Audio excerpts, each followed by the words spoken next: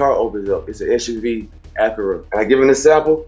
The back door of the truck opens up, and a gun just flies out like a long, probably like a 223 or some shit, a rifle. Oh, get in the truck. I'm like, what the? They're gonna torture me until I take them where some drugs are. Get in the car with these guys. They got lighters to your nuts, and they get knife in your nose and type shit. You know what I'm saying? Like, he's making at least 50 grand a day for 3-4 days a week for months. I mean, you can do it yourself, or it's pretty cheap. It's a couple $100. But like, you could forge it all and have it put the guy's name on it. If he ever gets a phone call, he's gonna say, "What are you talking about?" At the peak of our business, we were profiting 10 grand a month, me and her. Like, it was crazy. Like, we had maybe like 15 contracts. We had employees, and when everything fell down, I left with nothing. And I went through a real depression stage, and I just went back to what I knew best immediately. I'm gonna go sell some drugs.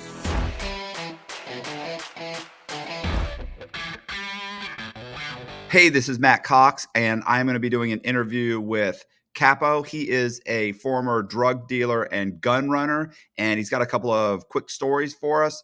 So check out the interview. Thank you for having me, Matt, again. The first time I enjoyed it. Your audience seemed like they enjoyed it.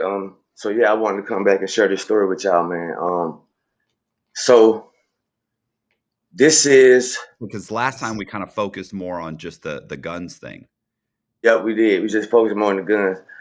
And I went to the feds for that. So this is like after the guns, and I get out of the federal prison, and I'm in Pennsylvania now.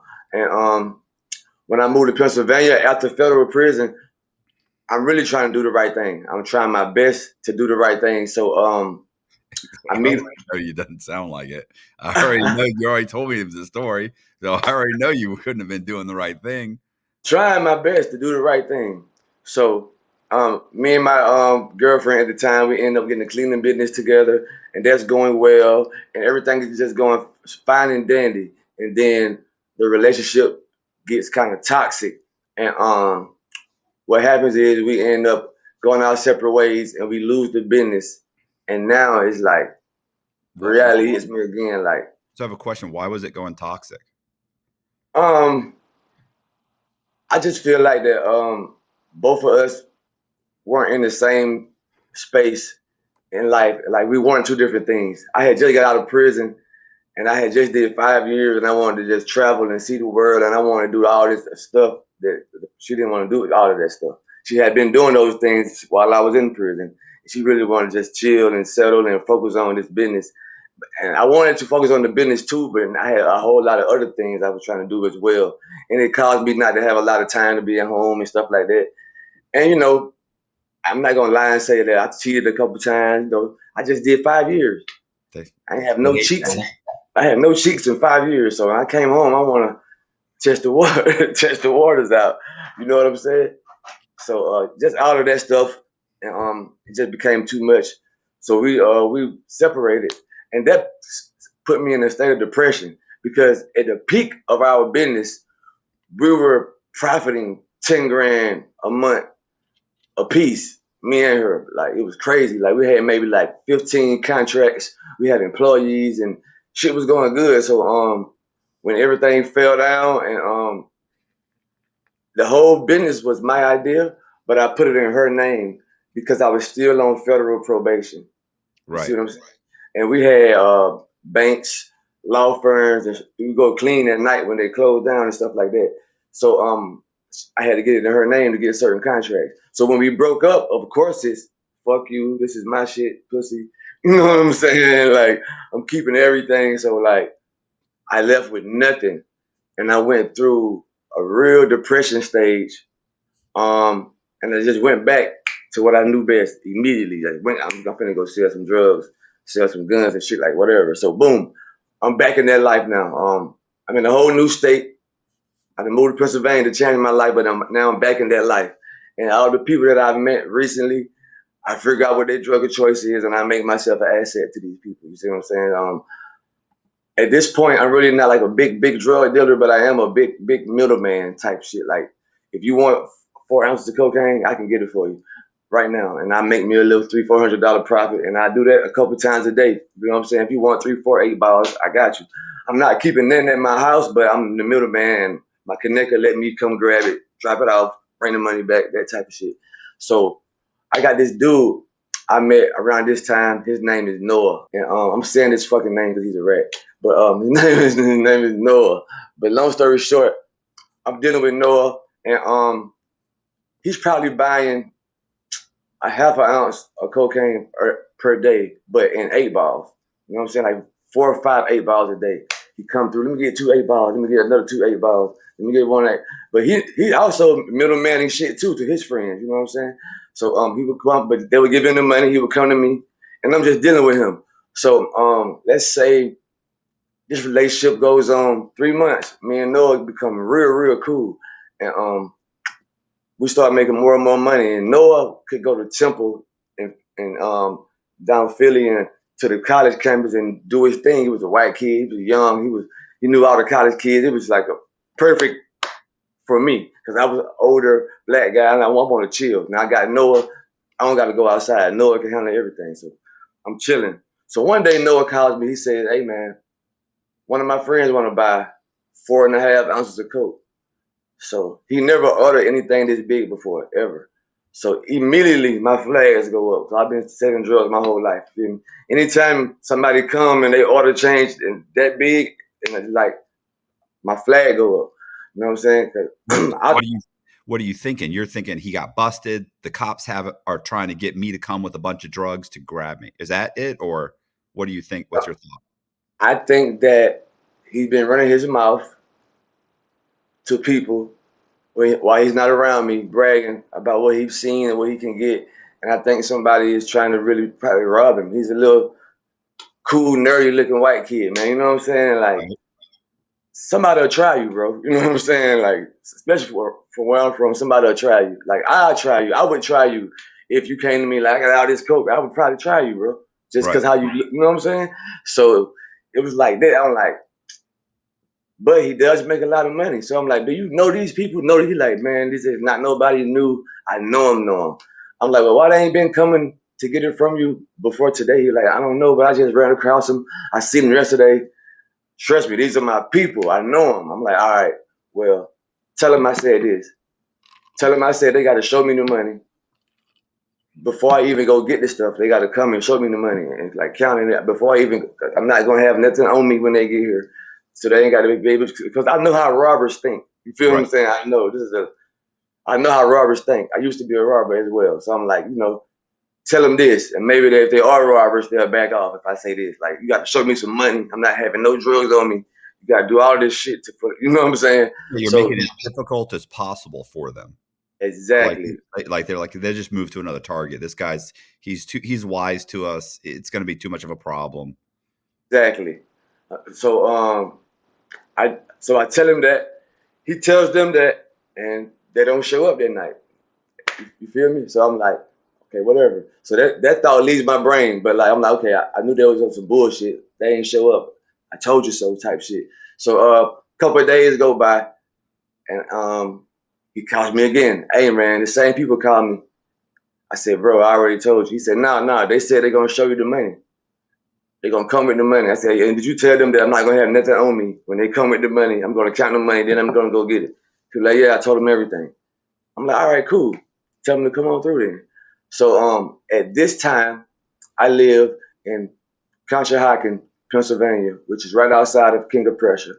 Um, my probation officer thinks I live in Felixville. What Okay, state is this? This is what, Michigan? Where are you again? so, Pennsylvania, Okay, sorry. Pennsylvania. So I'm right outside of Philly. But my probation officer thinks I live in another town called Phoenixville because that's where my mom lives at.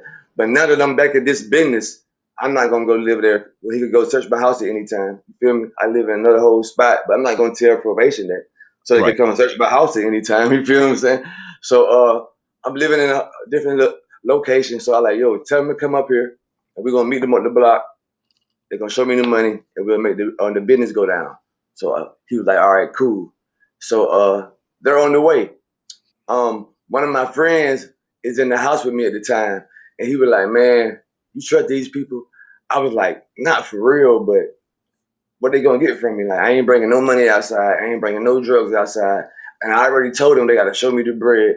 He was like, "Man, it just don't sound right." And he's saying that because I've told him a high ass price too. Like, now, not only am I making it difficult, I gave you like the highest price it could possibly be right now. You know what I'm saying?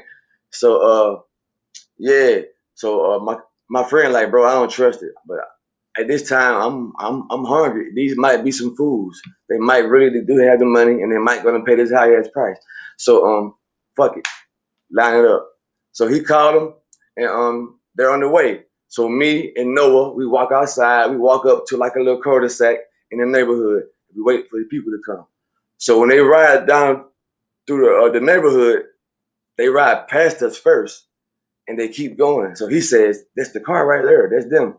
I'm like, "Damn, why they kept going?" Like all this shit is to me. I've done this before. I've been a robber before. Like I know how to size somebody up. I'm gonna ride by and see what's going on and who's over there. Like how many people is outside. Like they're trying to size us up for real, for real. But at this time, I don't all the way know that. I'm just speaking in hindsight.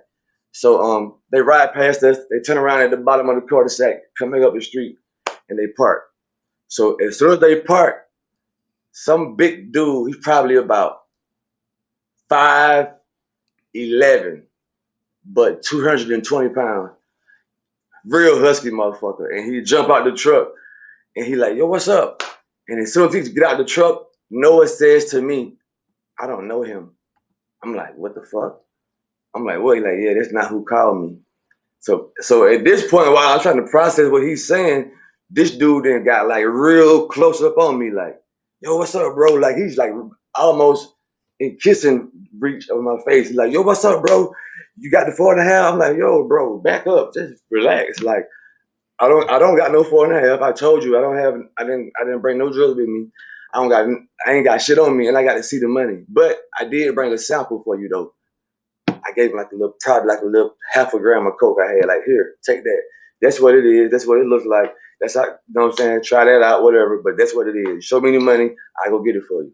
So when I give him the sample, the back door of the car opens up. It's an SUV Acura, SUV like burgundy.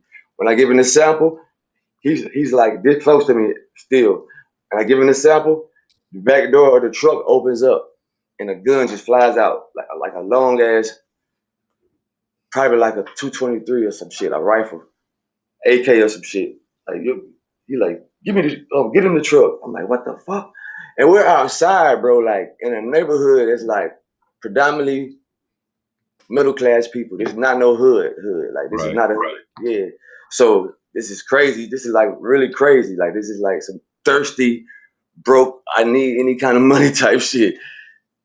Get in the truck. I know for a fact if I get inside this truck, they're gonna torture me until I take them what some drugs are or tell them something. You know what I'm saying? Like I heard these stories before. You get in the car with these guys and they got lighters to your nuts and they get fucking knife in your nose and type shit. You know what I'm saying? Like Right. I know I can't get in this truck. And like I told you, I've been these dudes before. I have. So I'm like, fuck, I gotta be on my feet. I say, man, listen. The reason I told you guys to meet me right here is because the dude with the drugs lived right up the street. Well, if you would have showed me the money, I was gonna walk up the street, go get the drugs, and bring it back to you. You know what I'm saying? Like I don't got shit on me, bro. But if I get in this car with you and go to the dude house with the drugs, he's not gonna even answer the door because I'm supposed to be walking. He don't want to meet nobody. He don't want to see nobody. They're like, what? I'm like, yeah, bro. Like I don't got shit. I'm a middleman. Like the drugs is up the street. If y'all want to go get the drug, we can go get the drug. But you ain't got to kill me and put me in no trouble. Let's go get the drug. Like you better not be fucking playing with me. I'm like, nah, bro. I'm telling the truth. Like I'm not playing. The whole time, man, I'm making this shit up. Like nobody was around here with no drugs. But I can't get in this fucking truck. Right. I know it's gonna be ugly if I get in this truck. So I'm like, all right, bro, tell your man to just ride around the block. We're gonna walk to the dude house. I'm gonna knock on the door, then we just gonna rob him. Like, all right, cool. So he tells the driver, hey yo, spin the block. The dude with the gun, man, he really fucking gets the fuck out the car, keeps the gun to my head, and walk me up the sidewalk. In Mind broad you, daylight. it's probably just now getting dark, like dusk. You feel me? Like the sun just dropped, but it's still not all the way black. You know what Right. I'm saying? So, but this is a neighborhood that no one would even pay attention to this type of shit because nothing happens in this neighborhood. Like nothing happens here. No murders, no burglaries, no none of that shit. The whole township in Pennsylvania is probably populated with 12,000 people, and it's like it's not one of those areas you want to fuck around in for real. You're gonna. So the dude gets out of the car. He got the gun in my head. The other dude is to the right of me. The gunman is to behind me, and Noah, the motherfucker that got me into all this shit, is beside me. So we're walking, and the dude with the gun says, "Bro, don't look back at me. If you look back at me, I'm gonna shoot you. Don't try to run. I'm gonna shoot you. Don't play no games. I'm gonna shoot you. I'm gonna kill you right here on the sidewalk, and then I'll go back to Philly." I'm like, bro, I ain't playing no games like nah, I ain't trying to look at you now. It's just to go get the drugs. So now, while I'm walking, I'm thinking like, what the fuck am I about to do to get out of this situation? You feel me? Like I don't know where the fuck I'm going. I just made a whole fucking lie up, and this dude really ain't bullshitting. So I'm like, fuck. So I'm like, all right, I think he lives right here. Like I'm some crazy, nervous shit. So I walked into somebody's yard and I told you I live in this neighborhood at this time, but my probation officer don't know I live in this neighborhood. So I kind of know the area. So I walk in somebody's yard that I could go through the backyard and hop the gate and get into my house if I could get away. But the dude is like so close up on me, bro.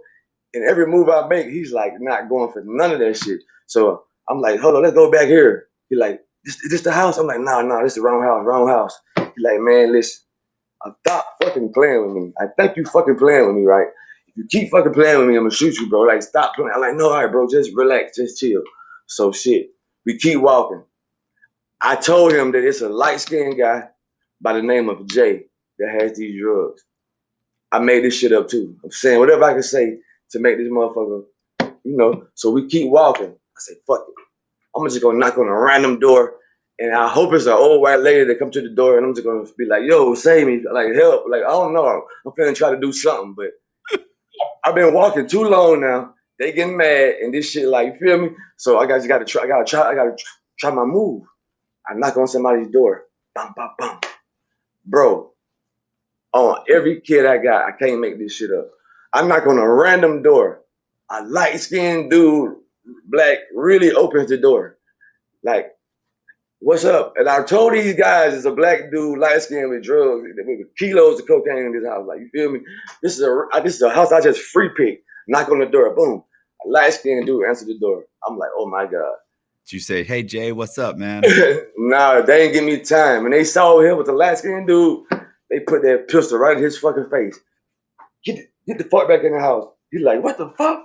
They kick me in the house too. Get in the house. So now they're inside the house, and the dude, I feel bad for this guy.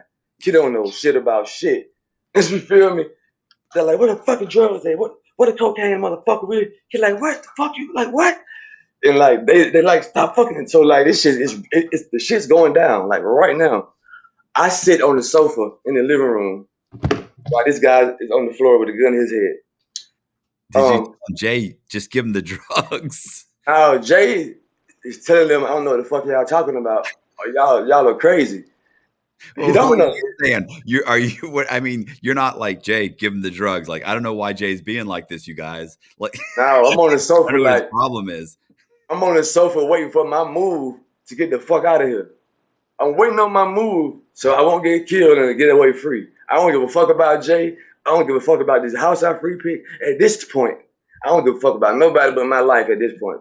Selfish as it sounds, this is how I'm feeling at this point. No, I So understand. Is anybody else in the house? Noah came in, who with me, the two robbers, and now Jay is on the ground at gunpoint. So this guy The was there dude, alone. the dude with the gun tells me, so okay, so now while Jay's at gunpoint, I look at the dude. I'm like, bro, the drugs is upstairs, like, bro, like. So when I do that, he take the gun off of Jay and hit me in the face with that shit. Boom. He like, I told you, don't fucking look at me. And now my shit's leaking. Like I feel like you know how sweat feel? It feel like sweat. This I know it's blood though. I'm like, all right, bro, I ain't gonna look at you no more. After he does that, somebody that's upstairs in the house comes down. And when they come down, they say, oh shit. And they run back up the steps. This shit's crazy. Now the dude with the gun takes the gun off of Jay and he goes up the steps behind that guy. And that now in hindsight, that let me know that he's a professional robber. Because he's like, okay, this guy can't go get to a gun or to the phone or to none of it. Right. I gotta go get this guy. You see what I'm saying? I'm like, so when the guy came downstairs, he's like, what the fuck? He ran upstairs behind this dude. Now the other dude who was with him, the big guy, he don't got a gun. He's just a muscle, I guess. You know what I'm saying? But he don't got a gun. So now when he goes upstairs behind that guy, I look at the big dude. He's by the door, like looking at me, like the fuck you looking at me for? I'm like, I get up. He's like, what you trying to do? I run right into him. I'm talking about like Bobby Boucher, like like water boy, like no bullshit. I run right into him. It really don't work though. When I run into him, we struggling. He punching the shit out. I got air. Whenever I fight people, they grab my hair. Like Right. just what just a normal thing to do to somebody with hair. So when I run into him, we're struggling. He grabbed my hair. He's punching the shit out of me. Boom, boom. I'm telling myself while he's hitting me, I'm really talking to myself like, bro, if you fall right now, the dude with the gun is gonna come downstairs, see you with this dude beating your ass, he's gonna shoot you and kill you. And you already just set him on a whole dummy mission. They gonna Right. kill you. So while he's hitting me, I'm like, I can't fall. I'm taking this shit.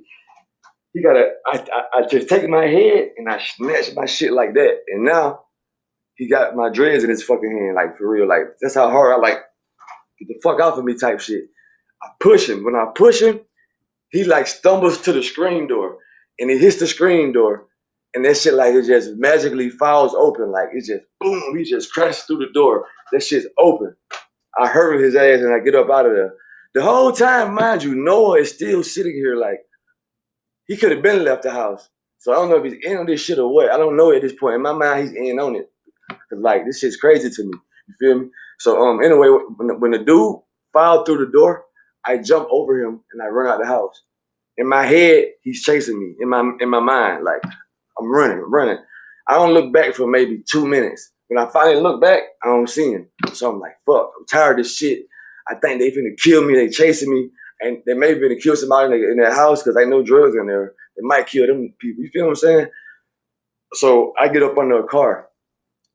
I got on a white hat and a white jacket. I take my hat off, take my jacket off, throw it in the bushes. I get up under a car.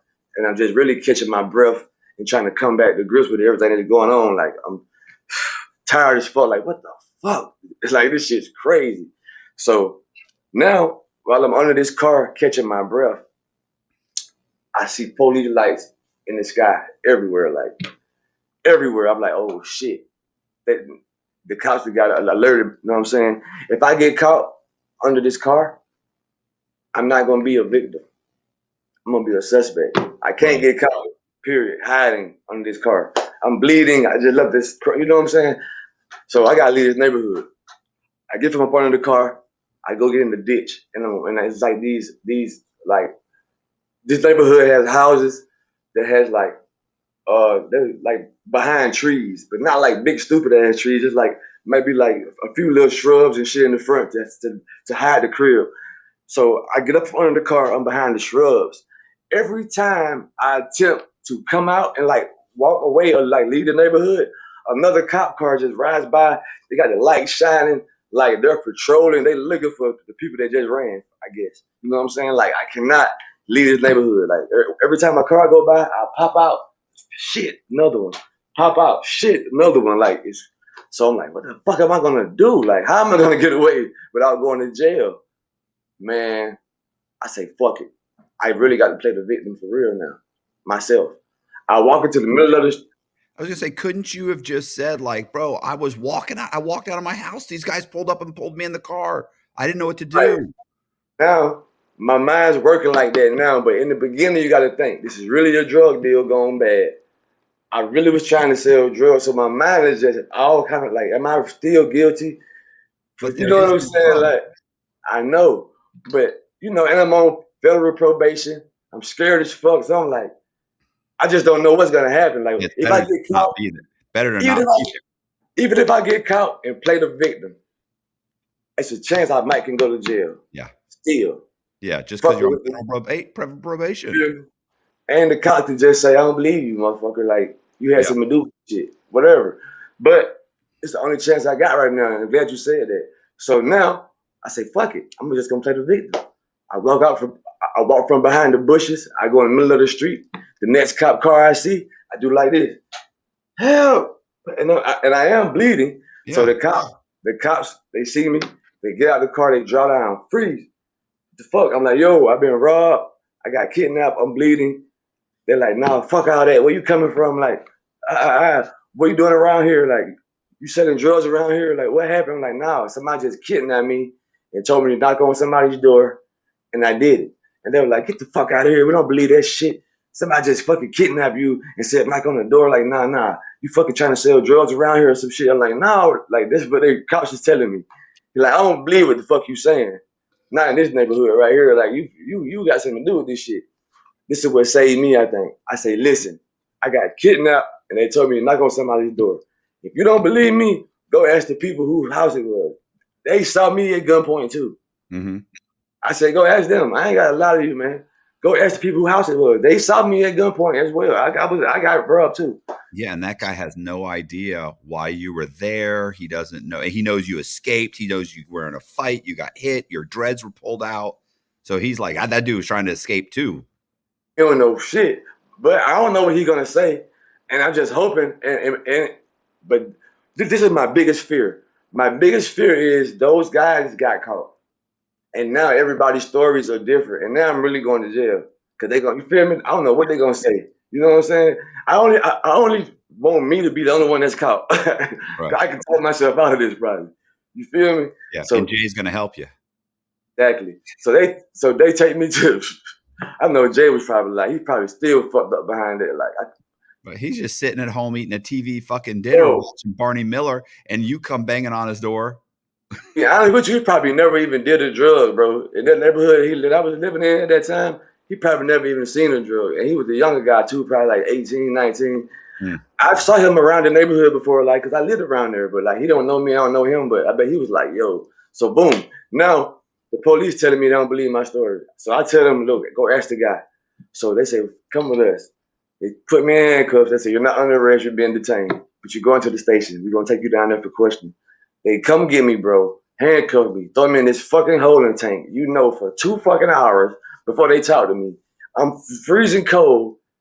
These are the shit that the cops do to get you to just like fuck it. Where's my bunk? Like you know what I'm saying? Like this shit'll make you tell on yourself. You cold as fuck.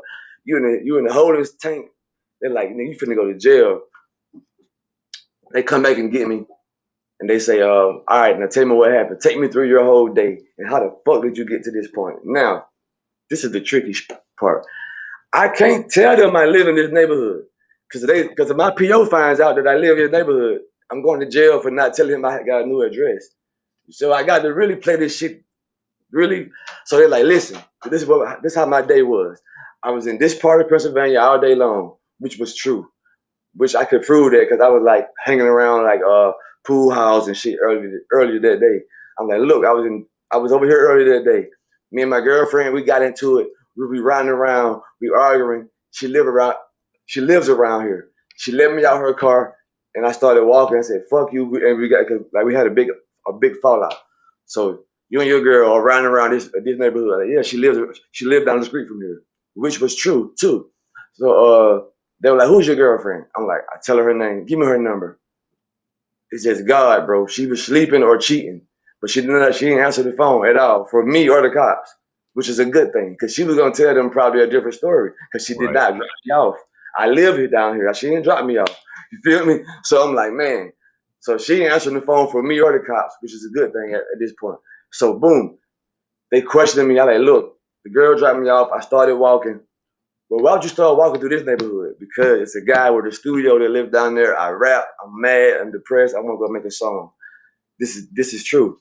And the cops know this guy because he always get calls for loud noise in his neighborhood with a studio. So they're like, "You talking about John?" I'm like, "Yeah, it's John. Yeah, him. I record music there, and I was headed there. These guys pull up. They put me in the car at gunpoint and said, "Knock on this door for me. We gonna kill you." That's what I did. Man, this cop asked me this same shit. I swear to God, like 5 fucking times. I had to tell him the same story 5 fucking times. And finally he was like, "I just don't believe you.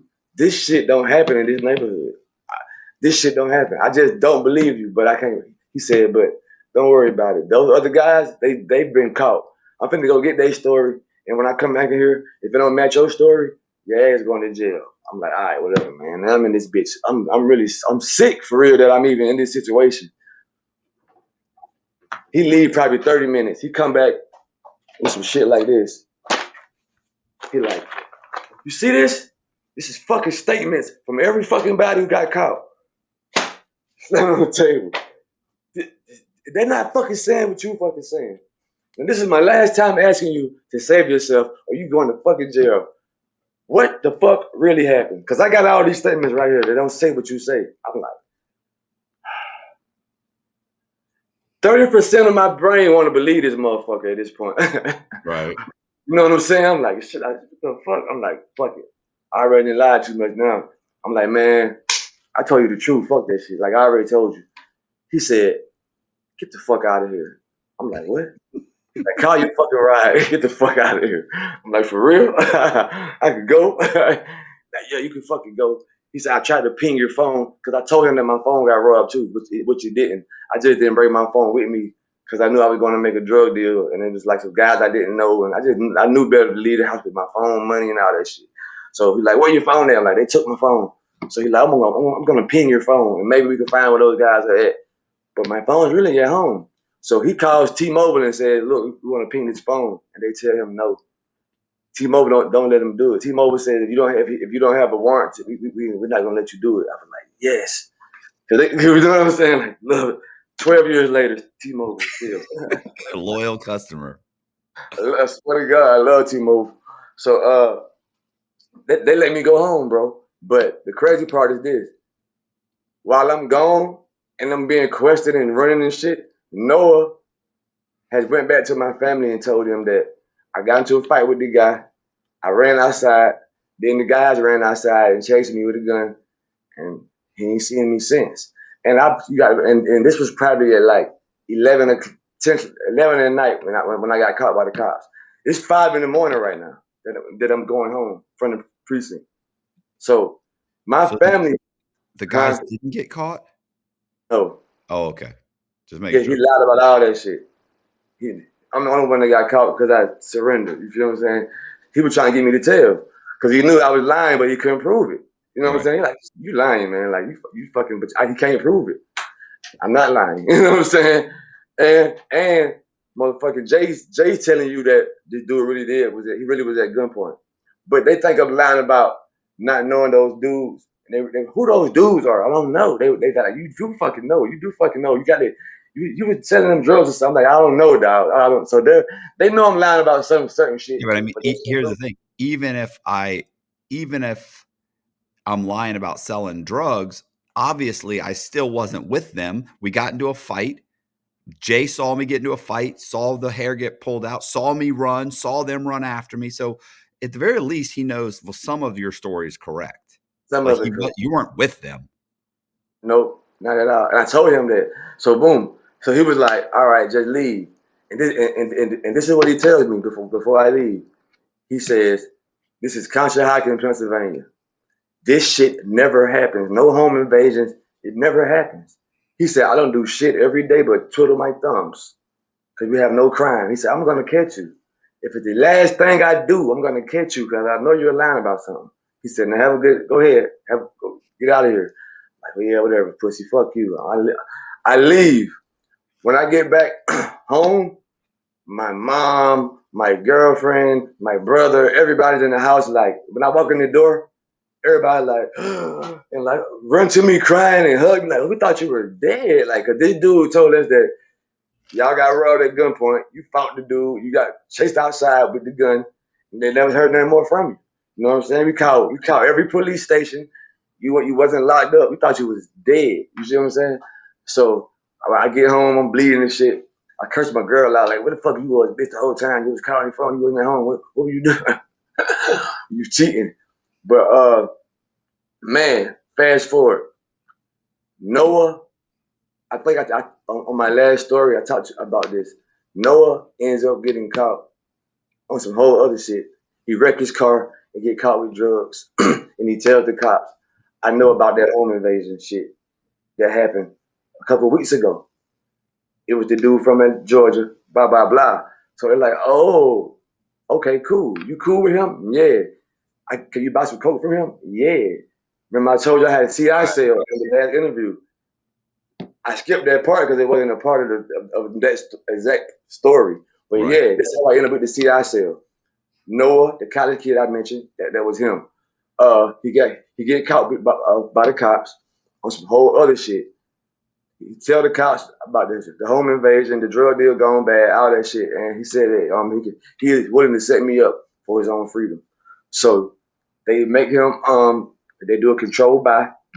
They get the 1 8 ball from me, and I end up going to rehab.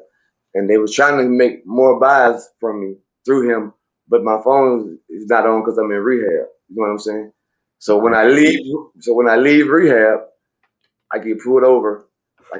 They said I got a warrant for money laundering and all that shit, but really it was a warrant But for if you hadn't gone to rehab, you would have gotten done more I would buys. have for bad.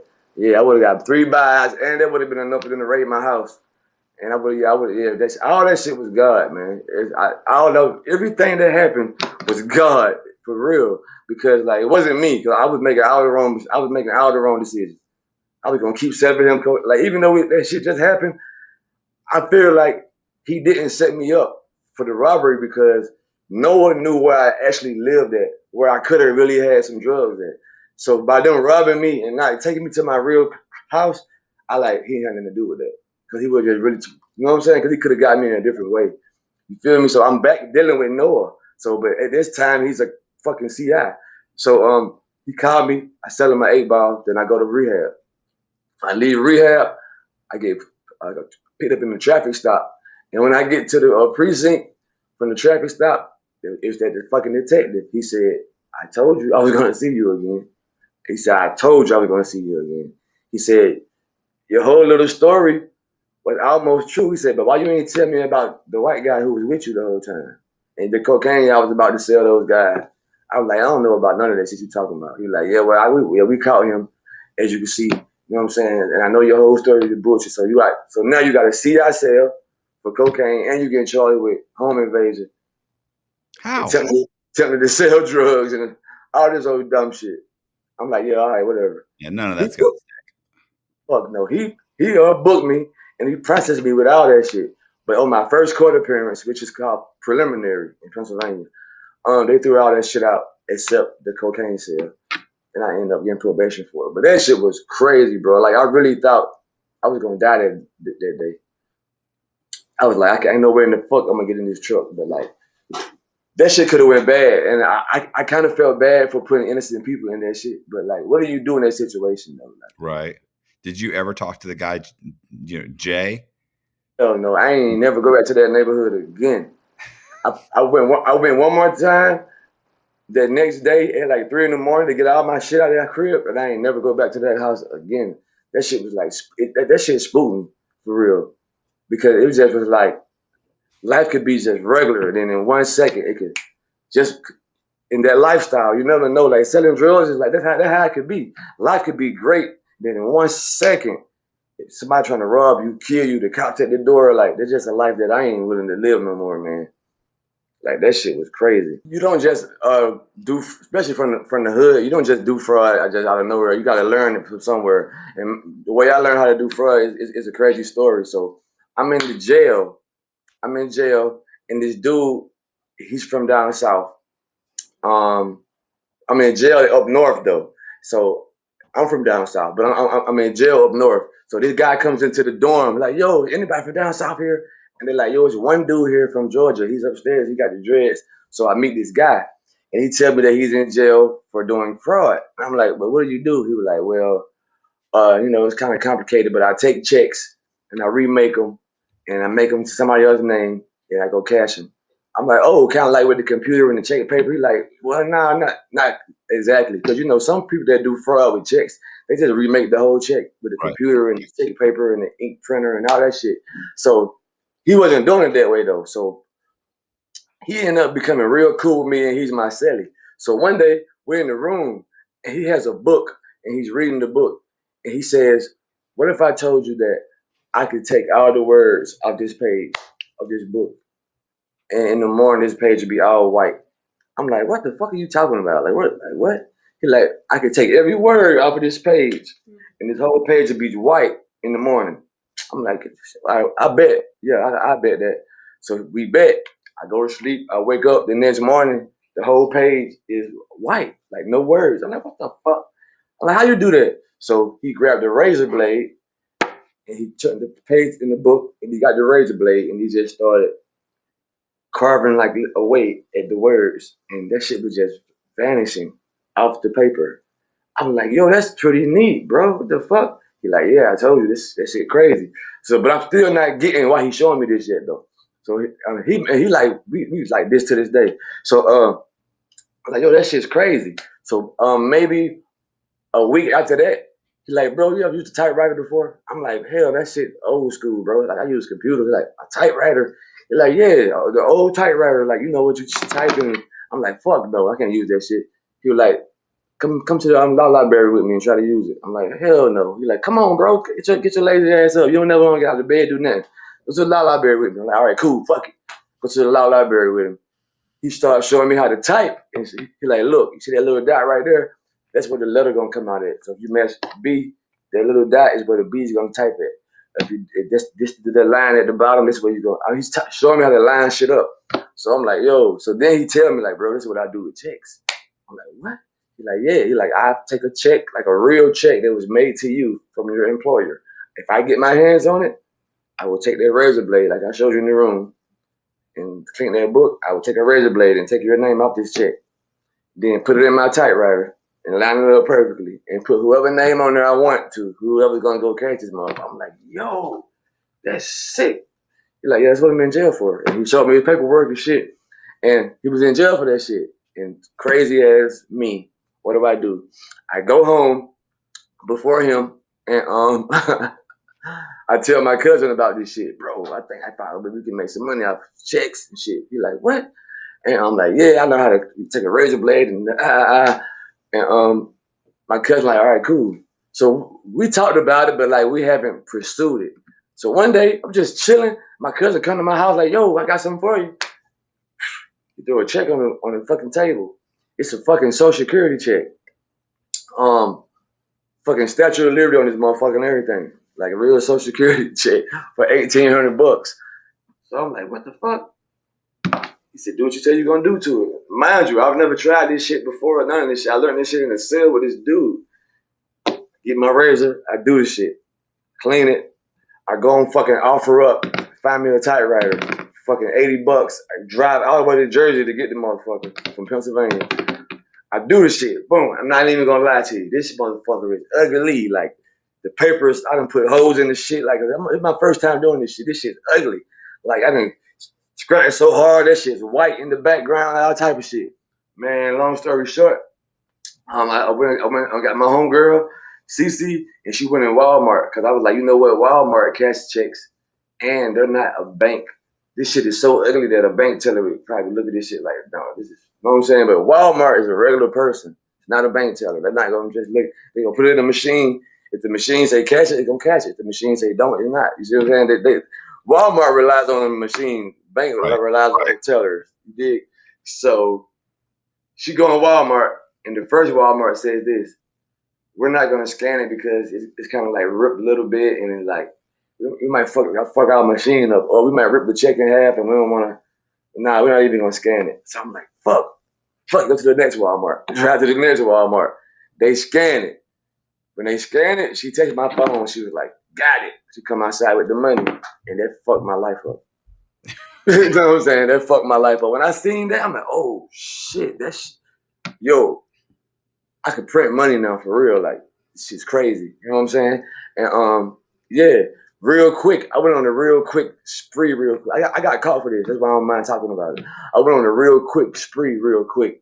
After I did that first one, I went and hitting mailboxes. Fuck it. I Right. went to hitting I went to hitting mailboxes.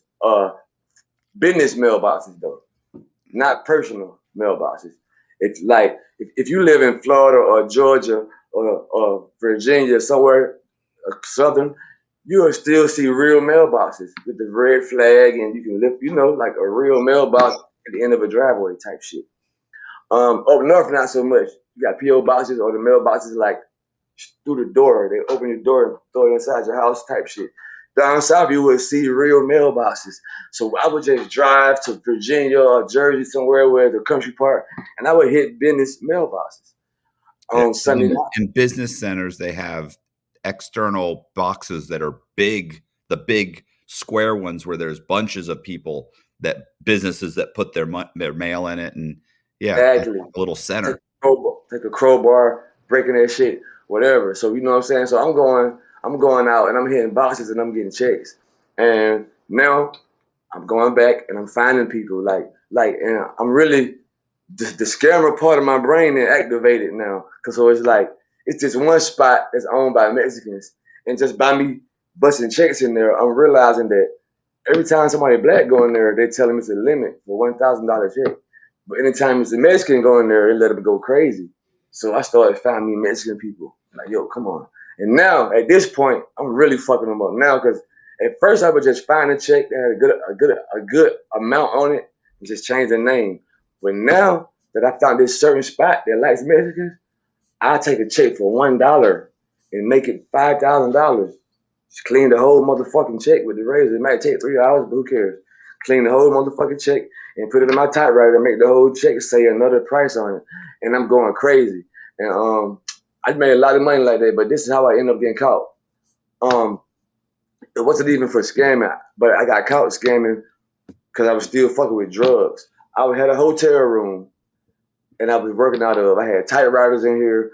I leave all my checks in here. I'm going out. I'm driving, hitting checks. I'm going back to my room, and I put the shit together, and then we'll go out and cash them. So at this point, it's a lot of traffic in my room.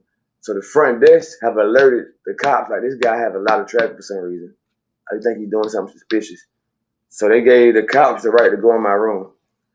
They went in my room and they found like 3 or 4 Percocets and a little bit of weed, but they find 50 pills that is inositol, what I use to cut cocaine with. All right. Inositol comes in powder and they come in pill form. The pill form you can buy at Rite Aid and they're real cheap. So I guess at the time I didn't want to go to the vitamin shop and buy the powder shit, or they may have been closed or something. So I went to Rite Aid and I bought a pill form. Just crunch it up, put it with the coke, and then you got your extra 10 grams or so. You see what I'm saying? Right. So boom. Right. So what would happen was when I would sell the coke, motherfuckers would come to my room and see the inositol bottle, and they would tell me like, "Yo, are you cutting this shit with that?" I'm like, "Oh no, that's for my diet or whatever, you know." So I just took the pills and I poured them in a bag that I had shit in before. So now that the cops are in my room, they see this Ziploc bag with pills in it. They think it's drugs because it's in a Ziploc bag and it's pills. So they take one and they test it. Now the bag that the pills are in had drugs in it too before the drugs was, you know what I'm saying? It's just residue in this bag, I guess. So the cops take one of the pills and they test it, and it comes back positive for fentanyl and cocaine. So they think that I have 50 fentanyl and cocaine pills right here on the table. That's what the cops think. So they make a little, they call whoever they call, yo, this dude's in a blue Toyota right now. He has 50 fentanyl pills in his room. Wherever he is in this town, go find that car and pull his ass over and bring his ass in. So at this time, they're looking for my car. I'm in a check cashing parking lot with my typewriter in the car, plugged into the little lighter thing, like the little power source that you can put into a car, put with the lighter, so it turn to a socket. I Right. got that shit in my car, bro. With the typewriter in the car, Mexicans in the car. I'm cleaning checks, send him in there. Boom, he busts one. He come back out, split the money. Your turn. Send him in there, bust one, come back out, split the money. I don't know the cops in my room doing all this other shit. So while I'm doing this, they see my car, run down, freeze, God. In my head, I think I'm going to jail for these Checks. checks. I don't know what's going on. They search the car, lock me up. I'm like, oh my fucking God. I go back to jail, and guess who I'm in jail with again? The same dude who taught me how to do this He shit. never even got out. Get out. He ended up doing over a year. And when I met him, I only had to do 90 days for a violation. So when I went in for 90 days, I got back out. He's still in jail fighting his case. So now I go home for what? 4 months. I'm right back in jail. 4 months. So now he's in there. And I'm in the same dorm again with him and everything. He was like, bro, you're one of the craziest people I ever met in my fucking life. I'm like, why you say that? He's like, you really went home and tried that shit.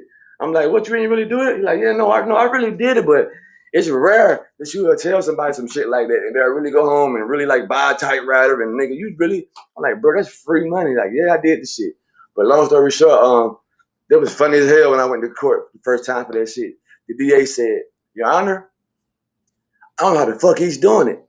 He's taking real checks and he's taking the name off it and changing the name to, but it's the real check though. And the judge is like, what do you mean? Like, huh? He's like, the person said they wrote this check. This is their real signature, but they didn't put their name on there. Right. He's figured out how to put their name on this. He's not remaking the check. He's using the exact check. And they were like, yo, it was crazy. But I ended up getting that shit beat because it was illegal search and seizure. You can't search my car for acetal pills. Right. So while I was in jail, my lawyer sent those pills to a lab. They came back non-reactive for any drugs. So when y'all searched my car, it was illegal because y'all searched my car because of drugs in my room. You But see there what I'm was, saying? yeah. But it's not drugs. The field test came back positive for drugs because of that bag probably had residue in it. But when you test all these pills, this is not drug. This is a Rite Aid fucking dietary supplement. So it was illegal search and seizure. So I ended up beating that case. But yeah, that was my experience with a little bit of fraud, and this shit was crazy. That shit like I didn't even want to sell drugs no more when I learned that shit. Right. Every time, 3 bands, one day, 5 grand, one day type shit. Like one check is a couple grand today. You know what I'm saying? Like that's No, I crazy. listen. I told I remember I met a guy in prison. We were talking. He's, well, what do you think I'm in prison for? And I said drugs. And he goes, man, nobody sells drugs anymore. I said, what? I said, why? What are you here for? He said, the tax scam. He was running they call it the drop. So Tell me about it. the drop that is when you go to some chick who maybe she's on welfare or whatever. Maybe she's got a job or she doesn't have a job, whatever. Or you steal someone's information. So you get somebody's name, date of birth, social security number, and then you file taxes for their tax refund before they can do it.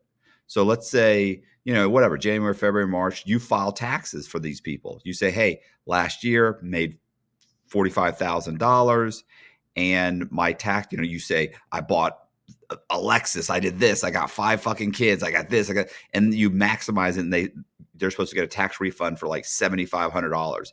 And then the IRS sends that money, direct deposits that money onto like a prepaid Visa, whatever. Now Have a chime or some right shit like now, that. a lot of this stuff they won't do that anymore. But 15 years ago, it went on for 10, 15 years.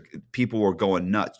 They were filing taxes for dead people. They were going and getting some chick who has 3 kids, doesn't have a job, and they'd say, look, I'll give you $1,000 if you just give me your social security number and your full name, and I'm going to file taxes on you. You can say you didn't do it. And so he'd file taxes and say, she made $55,000. She's supposed to get $9,000 back. They'd put the $9,000 on the card. They'd go pull the money out of the card, give her $1,000 and walk away with the money. And it was it was insane. Like I know so many guys, and I don't mean like they were making good money. I mean they were making millions of dollars. These are street guys that 2 years before that were selling drugs. And let's face it, you sell drugs in the hood, you make 50, $60,000, 70,000 a year. Like you're not making a ton Really. of money, right? You're not. You make it like that. A real like 50, 60,000 a year. If you're the elite, you probably make 200,000 a year. Right, and you're risking your life. You're risking going to jail for 20 years, the whole thing, getting shot. And these guys figured out the tax scam, which honestly, most guys that are involved in fraud or bookkeepers, they've been doing this since like the 80s and 90s. But what happened was it trickled down into the I don't know, the projects or whatever you want to call it, into the street. Street guys started getting locked up, going to federal prison, hooking up with these guys, hearing about it, learning about it, bringing it back, and then they would tell everybody, and it would spread just like you said. They tell everybody else, like, bro, guys come to him and say, man, what are you doing? Like Yeah. you're driving a you're driving a damn a $50 or $100,000 Mercedes. You just opened two businesses. What are you doing? And they're like, all right, bro, here's what I'm doing. And they tell them, and plus you need people. The Yeah. IRS started making it harder and harder. So now I need to go to these other guys, get their social security. Because let's face it, you could be 25 years old and you grew up in the projects and you sell drugs, you don't claim taxes. So they're going and they're getting their social security numbers, their names, they're doing it in their name.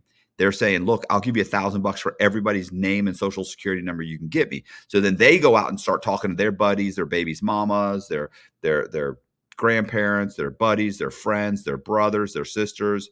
Then they start stealing them. Then of course they get their girlfriends that have legitimate jobs working, doing whatever. They go into the employee files and start pulling people's their employment files and getting their names. Like it spreads quick, and they're making tons Yeah. of money, tons of it, and it goes unchecked for like a decade at least. And they still will send out refund checks. If you file your taxes and ask for a check, they'll send a paper check out. So you Yeah. still can get the money from out the mailbox. You know what I'm What's saying? what's so funny is people would say, "Well, I don't understand. This guy's never claimed taxes. So how can you or he's never like he doesn't have a job. How are you filing taxes for him?" I'm saying he has a job. I'm telling the IRS, "Yeah, but the IRS knows." The IRS doesn't know anything. Oh, If the paperwork looks correct, and you say he made 75,000, he works at Walmart, you have Walmart's tax ID number, you have Walmart's information, you put all of it in. The IRS does not know that he didn't work there, and they have to give him his tax refund. Now 2 years later, they may figure out, we did a review, we reviewed Walmart's information. It doesn't match up with yours. We need that money back. And then, of course, you just have to say, whoa, what money? I never got any money because you didn't. But you gave somebody your information. He filed it. You might have got $1,000 in cash, but you're not going to tell him that. You're going to say, I didn't do it. What are you talking man. about? I don't even file taxes. Wait, what are you talking about? Like I don't even have a job, you know? Right. So they're like, and then they look and they go, yeah, you don't have a job. You're right. God, okay. Oh, well, I'm gonna file for uh I'm gonna file. Someone stole my identity. So that's it. Like you're off the hook. Guys, now a lot of guys are doing the iPhone thing too now. The iPhone scam. Like it's not really a scam. It's just like they just fucking owe people credit. But like I got a friend who would go to the mall and he would get like a homeless dude who's probably in his fucking 50s, and he'll be like, "Yo, come on, go to the Apple, just go to T-Mobile and tell me you want to get you a iPhone plan." And they would run the dude's name and shit, and then he might even have a phone never in his life, or he might have, you know what I'm saying, or he might have, phones are you don't really need great credit to get a phone. A Right. lot of phones, you got a 600, you could probably get 5 lines, Yeah. you know what I'm saying, with a 620 credit score. So my homeboys to go find people, old homeless dude, hey man, come to the mall with your ID, get the phone in your name, I'm gonna give you $200. All right, cool. Dude might get 5, 6 lines today for $300.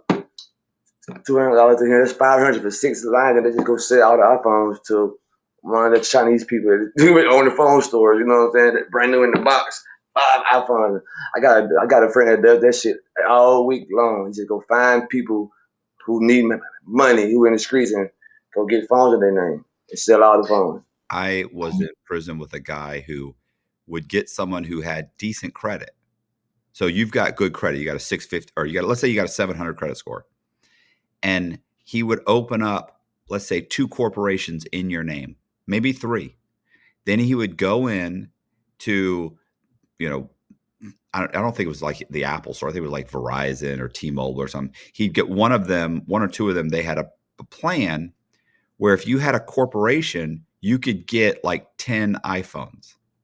So they go in and he says, I got a corporation. I need 10 iPhones. And we're talking about the top, they're $1,000 a piece. They would pull his credit, say, no problem. You have perfect credit. Here's the phones. He would take the phones. He would sell the phones overseas. You could sell them through, I don't know what it was, Alibaba, who they would sell them, and they'd sell them for like $500, but that's still 5 grand. And if you open up 4 corporations for $300 a piece, that's 5,000 times 4. So that's 20 grand right there. You give the guy a couple thousand to go in. And the thing is that they wouldn't put it on his credit. When he doesn't pay, they would put it against the corporation's credit. And if anybody ever called him, he'd say, what? I don't own any corporations. I've never been to T-Mobile. What are you talking about? They'd say, yeah, here's what happened. He'd go, oh, man, that's crazy. I'm calling the police. He calls the police and files a stolen identity report, and that's it. He made a few $1,000s. My buddy made 18,000 because he gave him 2 of the 20. And he's got people, he's doing this. He said at one point he said there was one point where for several months, he said literally 3 or 4 days a week, I was having at least 1 or 2 people a day going in. So he's making 50, at least 50 grand a day for 3, 4 days a week for months. People going in with their own identities or identities that he stole for them to be. No, like they would go in as them with their He just ID. got a corporation in their name though. Huh? Yeah, there's a Yeah, but corporation. He would open up a corporation, and the corporation you can open up Florida Corps for like $300. I mean, yeah, yeah, you can really, if you do it yourself, you can do it yourself for it's pretty cheap. It's a couple $100. So, yeah. and he's doing 2 or 3 of those, but I mean, that's less than $1,000 to open up like 3 or 4 of them. So, hey, listen, sometimes he said you just make the paperwork. You could just make the paperwork for the corporation, print them out on a corporate, the corporate paperwork, put a tax ID number. Like you could forge it all and have it put the guy's name on it. And keep in mind, if he ever gets a phone call, he's going to say, "What are you talking about? I didn't do this." Like corporation, I work for AT&T. Like Hey, I didn't go into T-Mobile. I have an AT&T plan, or I work for Walmart. What are you talking about? That I don't do that. So he just denies it, and it doesn't end up on his credit anyway. This guy did this for $500,000 to $1 million or something. I forget exactly how much. He barely got any time too. But yeah, these guys, they get, oh man, they're just super, super creative with this stuff, right? Like it's yeah, it's sick, especially right now. This day and age, like it's crazy right now. Like they're so creative right now, bro. listen, Like, as the economy gets worse and worse, people get more and more creative. And yo, I'm talking about they got bank logs now. Like people got your whole how much money in your account, your PIN number, your debit card number, just everything. They're making fake IDs, all this shit. They necessity is the mother of invention. You know, people are in need. They're going to get desperate. They're going to start doing all kinds of crazy shit. But I mean, like right now, I can't tell you how many people want to just lend me money. Like everybody's coming out of the woodwork. Every credit card I have, everybody, hey, you're pre-approved up to $30,000, up to $20,000. Like, what's going on? Like, I'm not even asking for this money. Every day I'm bombarded. for real. Yeah. So, I mean, I think banks are desperate to lend money. And I talked to somebody the other day who has a friend that works at a credit union, and he was telling this guy, he's like, listen, he's like, we're lending money to almost anybody. Like, we're desperately lending money at this point. We got money to lend. And I was like, well, like, what's going on? That's crazy. So what did you want to know about the guns? You said Oh yeah. I was that story that we had talked about. I always wondered, like, it's funny because as soon as I got off, I think I was so enamored with the story that I just totally forgot to even ask. But I was like, how? So the story was that you were robbing police officers' houses. You're figuring out where they work, whatever, where they live. Then you go into the house. But I'm saying, and because you knew they had guns, what I was wondering is, like, how do you, one, know where all the cops are living? Like, are you going to the police station and watching them, or do you already obviously know where some police officers live, but do you have people looking out for them? Is it like, how does that work? And how long do you watch them to figure out what their schedule is? Because okay, so you were super confident on your ability to know he's going to work a 12-hour shift. His wife works a 9-hour shift or an 8 hour. She won't be like, I got a window of 6 hours here. uh, so it's a small town called Milledgeville, Georgia, and Milledgeville, Georgia, the whole county, Baldwin County population is probably 40,000. The city, 18,000 people. So it's very, very small city. But they got their own police and all that good stuff. So what will happen is most of the times when you're like out in the suburbs or like in the country, whatever, just walking like we always taking walks and to the park or go play ball at this certain basketball court, and you'll see a cop car in the yard, and you're like, oh, that's a cop car. You know what I'm saying? In the yard, like, and you tend to realize, okay, well, he lives there. Then you might, or you know what I'm saying? We go to school with certain kids, and their dad is a cop, and you get to know these things. So as you get older, you remember this stuff. It's a small town you grew growing up in. So as you get older, you remember this stuff.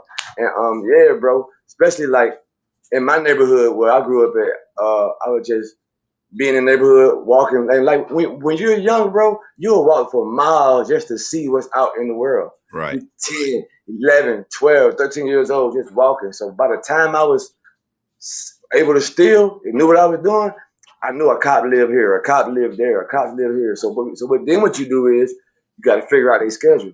So I know that we already know the cops is 12 hours, 6 to 6, shift change, 6 to 6. Now, who lives with him? He got a son that's in school and a wife that goes to work. I know what time school's over with, and I'm gonna watch his wife for maybe 4 days. He come home from work, and that's how it goes. And then it just became once you do it for so long, people will start telling you like, "Yo, bro, it's a cop live over there, such and such neighborhood." You Right. know what I'm saying? People start bringing it to you like, "Yo, bro, it's a," because they especially motherfucker that likes guns and buy guns from you, they'll tell you like, "Bro, I know it's a cop live here over there," but most of the time it will be just random ride by, walk past, or somebody would say something around me, and I'll be like, hmm. You know what I'm saying? It was that type of story, like, you know what I'm saying? And that came from me just being a burglar, period. Because even before the cop and the guns, people were moving to my neighborhood, regular people, and I walk up the street like, hey, how you doing? Y'all just moving in? Yeah, you know, it's Georgia. People talk to people. Yeah. Yeah, y'all just moving in? Yeah, sure. What do you do? And I'm a little innocent kid to them. 14. I look like I'm probably 10 at 14. What do you do? Oh, you know, I work at this tire shop, and my wife works here. We just moved over here, and yeah, I mean, come on in, bro, and have a drink. And I looking around, you got a flat screen there and a stereo here. I was one of those people, bro. You would invite me inside, and I'm scanning this shit and downloading images. I'm downloading what you're saying. You work here, he work there, and then when you leave and go to work, I'm in your house. I'm making breakfast. I'm drinking your liquor. I'm stealing shit. I'm taking my time with it. Yeah. Okay. Yeah. I was just hey, kidding. hey, Matthew, it had got bad to the point where I want to make food when I break in your house now, like, cause I got time to be in here. Shit was crazy. So quick. So you're gonna start interviewing people. Yeah, I'm gonna start interviewing people, man. I got a lot of stories. I got a lot of people who I know with great stories, especially been to jail and like scammers, robbers, bank robbers. Yeah, I know a lot of people, so I'm ready to do that, man. Cause my content was being monetized, but I didn't have a plan. And like you say, you gotta be consistent, and you gotta have a certain niche. Just be consistent with that. And I see, bro, when I first watched your channel, I think you had like 70,000 subscribers. You went to 100 and something quick as fuck. That's got like 151,000. Like I had several good Yeah, videos. this shit is a couple of months though. Like you just was at 75 a few months ago. No, over like 3 months, it shot up. That's crazy. Like, how the It's fuck you slowed do down that? now. Like it's slowed down. I'll bet you over the next month it'll probably be down to around maybe 3 or 4,000, which honestly I'm okay with. Like, listen, like I don't expect to blow up in 6 months and have a million or half a million subscribers because the truth is like I like doing this, I like talking to guys. It's slowly, the money's pretty consistent. It wasn't So for you, 2 years. so you said the last 3 months you made 8,000 to 10 Yeah, consistent. the channel has brought in between 8 to like 13, $14,000 like every month. For now it's dropping down dramatically. So it's trajectorying down because we had several good videos that shot up. But prior to that, it was doing well, and doing well was making, let's say, whatever, 5 to 7 or 8,000. Like, bro, now keep in mind, I'm putting out 4 pieces of content a month. Oh, sorry, 4 pieces of content a week. Mhm. But and think about the watchtower. Listen, if you did, I can tell you right now what the matrix are. Like you're already monetized. You'll be monetized again. I know that you got a strike, but so look. No, it's not even a strike. They didn't even give me a strike. It's just one day I woke up and it said your content is not no longer being monetized due to reused content. Oh, because you Then, something. because I was doing reaction videos, but I wasn't doing it the correct way. Remember when I asked you like, "Hey, let's do some reaction videos together?" Because bro, sometimes those shits go viral, and that's how you get those subscriber bursts. And those, you know what I'm saying, that 2 3 month 80,000 subscribers shoot up because, like you said, you get a few impactful pieces of content. Well, let's say if you just follow the newest latest crimes or fraud cases and shit Right. like that, and they might air it on CNN or 60 Minutes, and we could be on StreamYard, play the content, the whole crime, whatever, that CNN story, and react to it during it. Yeah, you could You know what stop I'm it, saying? or you could watch it and then have a discussion about like how did Right. it happen, what. Because I've The kind of. correct way to do it, the correct way to do it is the whole time that you're watching it, your face has to be showing through the whole thing. Oh, right, right, right. What I was doing was to get more engagement, I would get a clip of the content without my face, just like Michael Jackson or some shit. Somebody gonna watch, and I'll show the clip for 2 3 minutes, then stop the clip, and then go to me talking about it. Right, It's illegal. right, If I'm gonna use their content, your face got to be showing through the whole time through the video, or either your voice got to be talking through it the whole time. And YouTube calls it you have to add value. You got to add value to the content. right. So That has to basically be a new clip. You can use that clip within your new content, but it can't be the exact same clip. You have to do something to it. You have to alter to it. edit it to it. Yeah. That's why I say, let's say if we're on StreamYard and we're doing this, somebody broke into, somebody did this big scam and they got a whole documentary 45 minute clip about it. We could go on StreamYard and watch it for maybe 10 15 minutes, stop it like, oh shit, I see where this is going, or he about to do this, or he about to do that, or what do you think he's about to do, and or he's about to get caught, just react to it. Right. And a lot of time, a lot of those videos already be in the algorithm. People would have heard of it, and it get you a lot of good views and shit, man. I was making reaction videos and getting 10K 7K views and shit that I wasn't getting on my regular videos, but I had to take a lot of them down because I didn't do it the right way. Well, But me and the guy who I do reaction videos with, we just did one 2 days, 3 days ago. It did like 3,000 views really pretty quick. So yeah, I mean, that's what I was saying. the problem is one, you're not doing it consistently enough. You got to do it consistently. You got to if you're going to do two a week, you got to do two a week from here on out. And they need to be about the same length. So you need Right, if you say, hey, I need, I'm not either you're going to do like you said 45 minutes to an hour long videos, then they all need to be 45 minutes to an hour long video. Um, right now I'm big on staying in my niche, but diversifying my content through the playlist. Like, like your interviews, you got playlists. So you might have all your inside true crime interviews on one playlist. right. Then you might got all your reaction videos on another playlist. And then you might have another playlist where you just have your shorts, but you got the shorts. Then you might have a flashback of your old interviews, certain parts on the playlist. And what that is they're gonna bring more. Some people might not like your regular interview, but they might like your reactions. Or some motherfucker might not like the reaction, but they might like this. But that'll bring more people to your channel who just making different types of content on the same channel though, in the same niche. If Right. that makes sense. You know what I'm saying? Yeah, I was gonna say, like, if you're already monetized and you started putting up 2 videos a week, and they were, let's say, an hour long a piece, I'd say within 6 months, you'd probably be making a couple $1,000s a month. Even if they were getting 5 to 10,000 views per. And the thing is, like, $2,000 a month to do this, that's a joke. Like that's like, and I mean StreamYard too, not the other stuff. Right. A lot of guys will say stuff in my comments, like they like it when people are in person.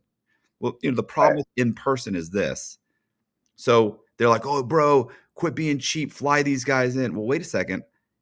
If the channel makes 12,000 a month, let's say it makes, let's be more reasonable. Let's say it makes eight or $9,000 a month. I don't make 8 or 9,000. Like, keep in mind that there's Colby as there's an editor involved. There are other people involved. Like, I've never seen an $8,000 check. Like, by the time, that check gets cut to me, maybe I'm getting a check for 3,000 or whatever. Now, but keep in mind, these people are coming here to the house. I have to maintain a studio. I have to pay to have somebody switch the camera, somebody to edit all that stuff like that.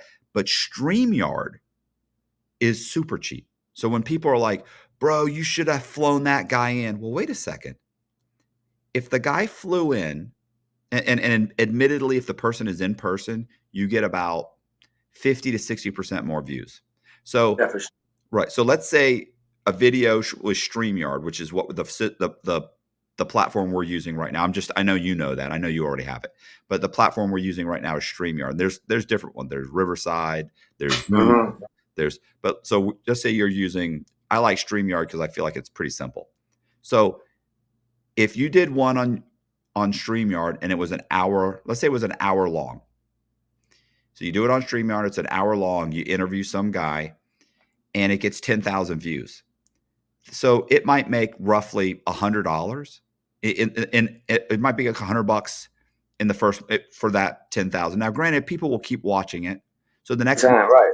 next month it might make 200 views. The month after that, it might make 150. It'll in a year from now, it's making 50 views, a month. It's passive income. Right. But it's still making some.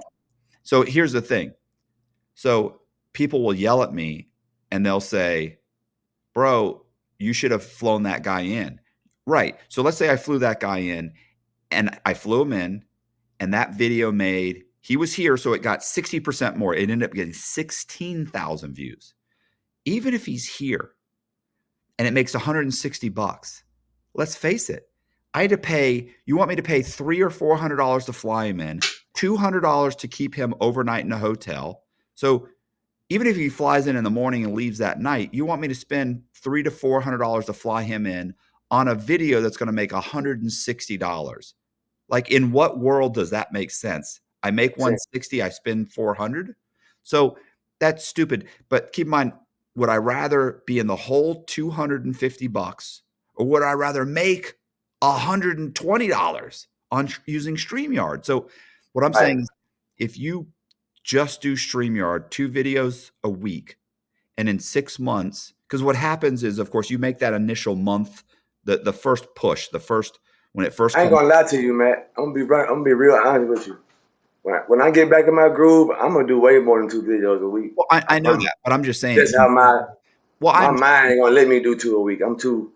I'm too. just kind of explaining it to But people. you're giving me a little smaller. You try to give it to me on a easy to read scale. I get you. All right. Yeah. Well, so let's face it. All you have to do is double that. If you're doing 4 a week, so you probably in 6 months you'll be making 4,000. And that's, by the way, that's a conservative number.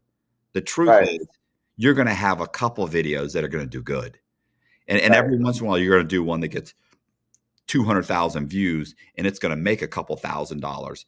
And so, you know what I'm saying? So periodically you're going to have those. And keep in mind, people are still watching the old ones. So the more videos you have, so you might make let's say you might make $1,000, 2,000, let's say you $2,000 a month on the videos you release that month. But you're making $2,000 on the videos that you released over the last 6 months. All Now, right. maybe they're not making $100 a piece. They're only making $30 a month now, but there's 6 months worth of them. All right. So that's what I'm saying. Like, you can't say, It's hey, gonna keep on going and going as right, long as you keep on doing your content. right. And that's So the I'm whole thing. Like the first month we're making nothing. I mean, the first year we're making almost nothing. The second year was like, okay, it's starting to pick up, but now it's been over 2.5 years, and now it's paying all my bills. yeah, it's your only job now, right now. Right. That's why before I was like hustling, doing all these other things and this, but now I'm down to where YouTube's almost my full-time job. So, let's face it, But I was telling my wife, I was like, look, I know I'm on this shit a lot lately. I spend a lot of time on this shit, and it probably seems like I'm just. But my goal is to take care of everything with YouTube money. right. I gotta put time into it. You gotta be consistent. You know what I'm saying? So like, I'm gonna take your advice though, bro. I'm gonna get the interviews. I'm about to just start going, and use StreamYard. And And this is what face you it, do. the guy, even if you don't know enough people, every guy you interview knows 4 or 5 guys. Yeah, Every guy. right.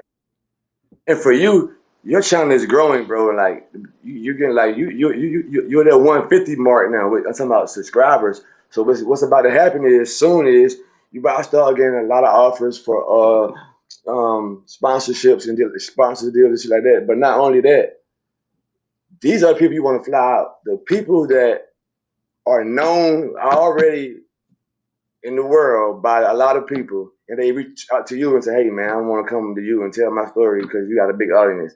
Those are the guys who just like a famous fucking like a criminal who's somebody who's just Yeah. just got out of jail for doing some shit that the whole world knew about. You know what I'm saying? Them the guys you want to fly out. This fucking Ted Bundy were to come home or some crazy. You know what I'm saying? Like a motherfucker who everybody like George Blow or some shit, like Boston, El Chapo type shit. If they come home, yeah, I fly his ass to do interviews. We're gonna do 1 million views. You Right. know what I'm saying? It'll be worth it. But I'm not gonna fly a regular person out to do an interview. No, okay. Yeah. Like you said, you'll lose money like that. You Yeah. gotta be a famous criminal for me to fly you in, because I know it'll be worth it. All right. All right, We're good? appreciate you, man. Cool.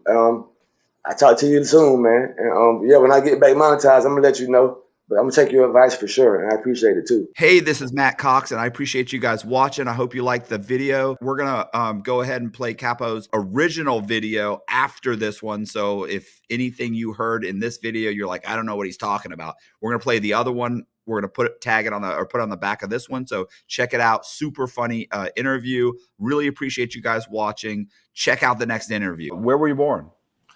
I was born in Augusta, Georgia, 1983.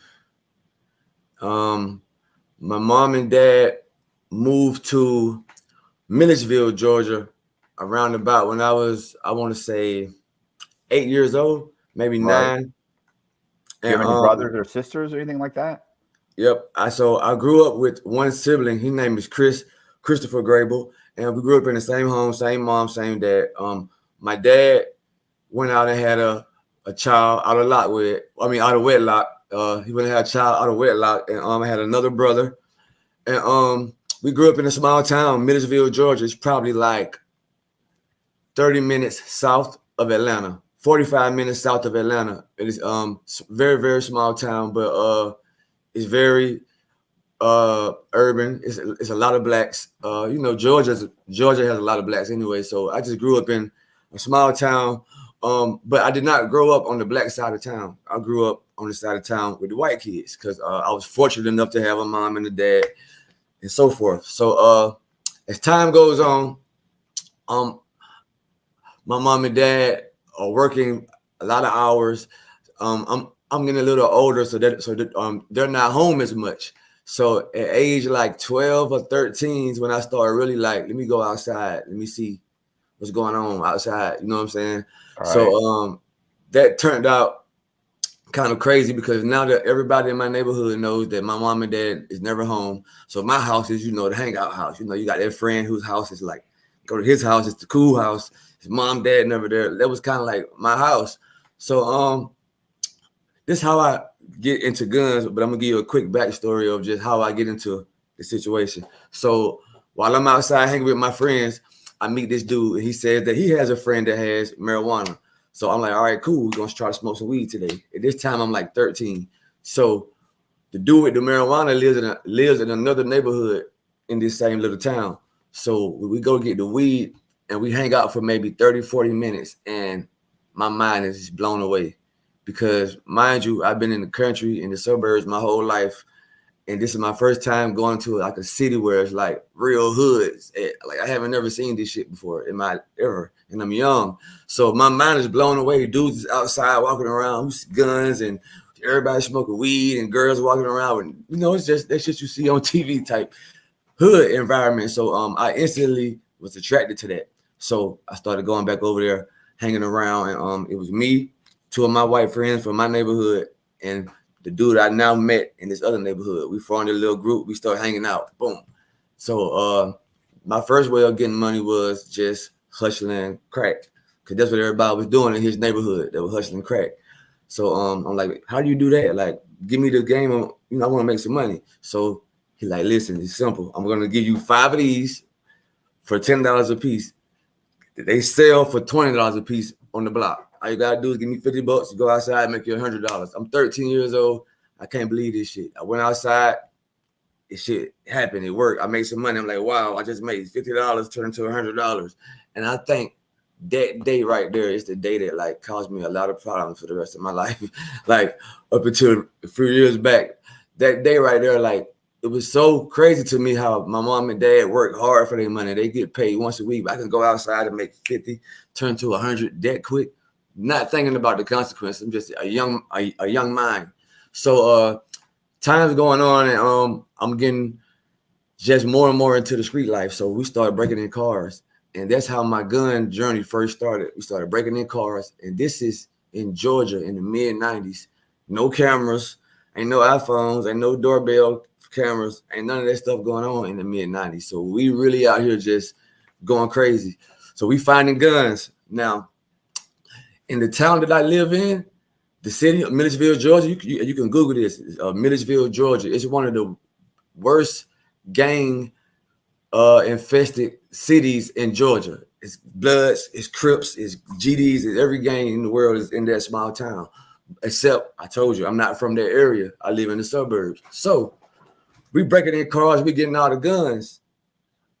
The dudes in school, like, yo, we need the guns because they gang bang. So, I get known in the streets for selling drugs, and I have guns every now and then. So all the dudes who gangbang come to me and get their guns. So I never forget this, man. A couple years go by, and it's just, breaking in cars. That turned to breaking in houses. And then we got kind of slick with it. We like, you know what? A cop live right there. So we break in the cop house. It's for sure some guns going to be in there. That's a bad idea. Crazy shit. But we young, bro. We ain't even 17 yet. And like I said, cameras and all that stuff wasn't really popular back then, especially in Georgia. It's very, very poverty-stricken place, except Atlanta. Atlanta and Savannah, maybe the only two cities in Georgia that really has some money and is thriving. So anyway, started doing that. Started breaking in cops' houses, getting their shotguns, they XD handguns, and just crazy stuff. So I'm known for that now. I'm the gun guy, and I'm the guy with the whatever you want, I can get it. So I never forget this, man. I say maybe it's 2000 now. It's the year 2000. I'm probably 18, and this is true story. This is facts. Like we watching Set It Off, the movie. Me, my brother, my white friend, and his brother. His name is Ronnie Holder. Shout out Ronnie Holder. He's doing life right now. Oh, Yeah, he some people just never leave that life alone, So but he's doing life right now in Georgia State Prison. So we watching Set It Off, and we just amazed that they really drove a truck through this bank and robbed the bank. We like, that shit was so cool to us. And like, I can really say this, and I want to say this.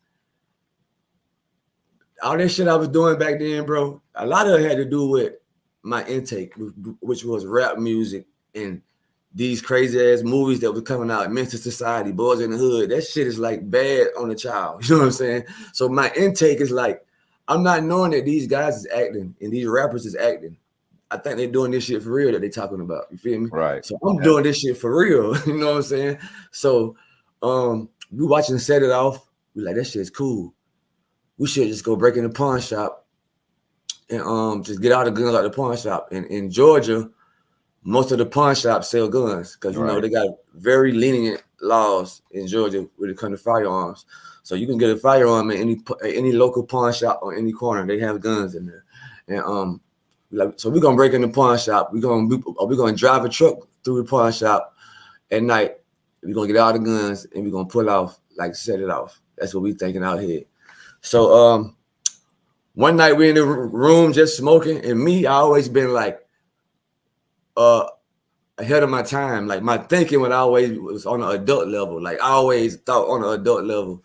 So I'm like, I'm in the room one day and I'm just putting this plan together. This is something we talked about, but we haven't put any action to it. But in my head, I'm really trying to put this plan together because I just want to do this shit. So I put the plan together. Like, listen, it's a 4x4 truck up the street at this used car lot. This back 2000, they still had the key box to the cars on the windows of the cars. So the car keys is actually on the side of the window of the car in a little box. Yeah, but it's got that little key that pops that only they got. Yep. So you gotta break into the box once you get it off the window. Exactly. So that night, I wanted to do that job because I really didn't want to drive through the pawn shop. And I made the plan, and I knew that if I did this one part, which is get the main truck, I got in. You feel me? So I went in there, got the key box off the truck, took it back home with me, broke inside of it, obviously. And this car lot that I stole this car from was called Junior's Auto Sale, and it had like a wooden fence around it, not like metal, but it was like an old Western theme. It was like logs on top of logs to make a fence type thing. So you could like just pull that shit out the ground basically for real. Like, so that night came, I took the truck. I pulled the logs out the ground. I drove the truck off. This truck really was like a monster truck almost. Like it had those big ass mud tires on it. It's the perfect shit that you want to drive through a building with. You feel me? So my brother and my two friends, they can't believe their eyes. They're like, yo, you're fucking crazy. You really got the truck. I'm like, what's up? What we gonna do? We gonna do this shit or what? So my friend Ronnie, his brother, and my brother, they agreed to get in the truck and go do it. I'm gonna meet them after the robbery in another truck up the street. So what happened is this. They try to just ram the door one time. It really didn't work that good because they scared to just like give it all they got. So by the time they did get into the building, the cops was kind of like alerted, but they got away with a whole bunch of guns, assault rifles, pistols, Glocks, I didn't even know they made 9mm rifles. I didn't know they made like all these crazy shit. This is back when Tech Nines were popular and stuff like that. And we took a lot of that stuff. And the plan was to get the guns to this other truck that I had. And when we got to that truck, we're gonna swap everything out, and I'm gonna burn this truck up that I just drove through the pawn shop with. It's a great idea, right? My brother's freaking out. He like, nah, bro, y'all going too far. You going too far. I don't want no parts of that crazy shit. You gonna blow the truck up? Yeah, we gotta burn the truck up. My brother, he's bugging out, so he gets out the car and just takes off running from us like, y'all are crazy. I mean, that's no worse than already breaking in the pawn shop with the guns. I mean, you're past the point of no return. We passed the point of no leave it there with return. your prints on it. We got to get rid of this truck. It got too many ways to track it back to us. But my brother, this is first time. He really never even hangs with me at this point. When I'm in the streets doing what I'm doing, my little brother don't really hang with me. But this one time, he want to go. So he jump out the truck and run. So we get away. We really set that truck on fire, burn it up, and we get into another truck and we drive home. My brother has gotten picked up by the cops. For what? Walking from a crime scene. Is that illegal? Black walking from a crime scene. But it's a small town. Right. You know, it's a small town. It's a young guy walking the same direction that this robbery just got called in at. So it's a true story. I'm not gonna say my brother's name on camera, but right. They picked my brother up and he told everybody but me. I mean, couldn't he just said, I'm just walking? Like, it was just, what are you doing? I'm walking. They scared him. They got him, and he's a kid, man. He's just turned 17. I'm 18. He's a year younger than me. You're going to jail for 10 years. We know you did it. We have surveillance photos. There's what 2 people saw you get dropped off. We know. The crazy part about it. Paul and Billy did it. The crazy part about it, that place didn't have no cameras at all at that time. Yeah, I know that, but your brother doesn't know. You know, there was a camera on the McDonald's across the street. We got another one on the. They just lie to you, and you just start telling. So we get back home, and we got bulletproof vests, we got guns, we got all this shit, and like my adrenaline from the pawn shop. From the pawn shop. Okay. They sell uniforms for cops, equipment. It's like it's a pawn shop / gun store. Okay. But if anybody who's watching is from Georgia, they can vouch for it. Like y'all seen those. It's a pawn shop / gun store in the same building. I'm in Florida. They sell guns in all the pawn shops. They all got guns. They'll buy in pretty much anything that they think they can sell. So it was that kind of setup, but it was also like police friendly. They had like uniforms and vests and tactical shit. So we get back home and we're not even thinking about my brother at this point. We kind of put this shit up in safe places. We pick what we want. You get this, you get that. Long story short. So now we sitting back chilling and smoking. Like, hold on, what the fuck my brother at? So I'm tripping out now. Where my brother at? So my 2 homeboys with the other truck, they were like, we finna go find him. I'm like, man, I ain't getting back in that truck with y'all tonight. That shit's just not gonna happen. Like, nah, I don't think we should go back out there. They're like, man, it's your brother, man. We gotta go find him. I'm like, y'all go find him, bro. I'm gonna chill right here. Like, they leave, not knowing that my brother has been picked up. And he told them that I was with 2 other white guys. So wait a second. He said they kicked. Go ahead. Okay, look, I'm saying, isn't the truck fucked up? How are you still driving the truck? It's not damaged? You remember I said the truck that we drove, we switched out to another truck. Oh, okay. I missed that. Sorry, I missed that. Go ahead. We burned that truck up. Yeah, I thought you hadn't burned the truck yet. Yeah. We got all you said was your brother got out and got picked up. I thought you guys are still driving around the same truck. Okay, I was moving too fast. Sorry, go ahead. So when my brother got out and ran, we just went on with the operation. We had another truck set up somewhere. Well, I was in the other truck. Right. They come back to me like, your brother, he hauled ass on us. He didn't want no more. So they get back to me in the other truck. My brother's not with us no more. He's walking. Boom. My bad. Now we switch trucks. We leave that truck in a wooded area. We set it on fire. We get in this truck, go back to my mom's house. Okay. because they looking for the red truck probably. You feel me? So we go back to my mom's house, and when we get there, we separate things, split stuff up. You know what I'm saying? And after we chilling for a little while, we're like, "Where the fuck my brother at?" So they want to go find him. I don't. Right. I'm scared as shit still. Like I just can't believe I just did this crazy ass shit. And at this point, you hear the sirens, you hear the police cars, you see the light. Like this shit was like, this is no lie, bro. The worst idea ever. That shit was like half a mile from my house where we did this at. Right. So I hear you see all the action going towards that way. I'm like, nah, ain't no way I'm going to find him right now. So they want to go find him, and I guess they also want to go take their guns home that they got out the deal. So when they leave, they don't know that my brother's been picked up. Yep, he's been picked up, and he told them that 2 white guys kidnapped him and made him rob a store with them. Stupidest shit ever. Okay. I'm sure the cops didn't believe that. They didn't believe that. They didn't believe it. Like, fuck no.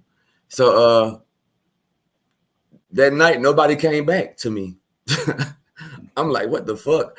And I'm too young to like, I'm not about to call around to the jails and shit. I'm just like, I feel like something bad happened, but I don't know. And we're young, so I'm like, what the fuck? Like, so probably that next morning, like 9 o'clock, cops come to my house, knock on the door. They try to get me to tell them something.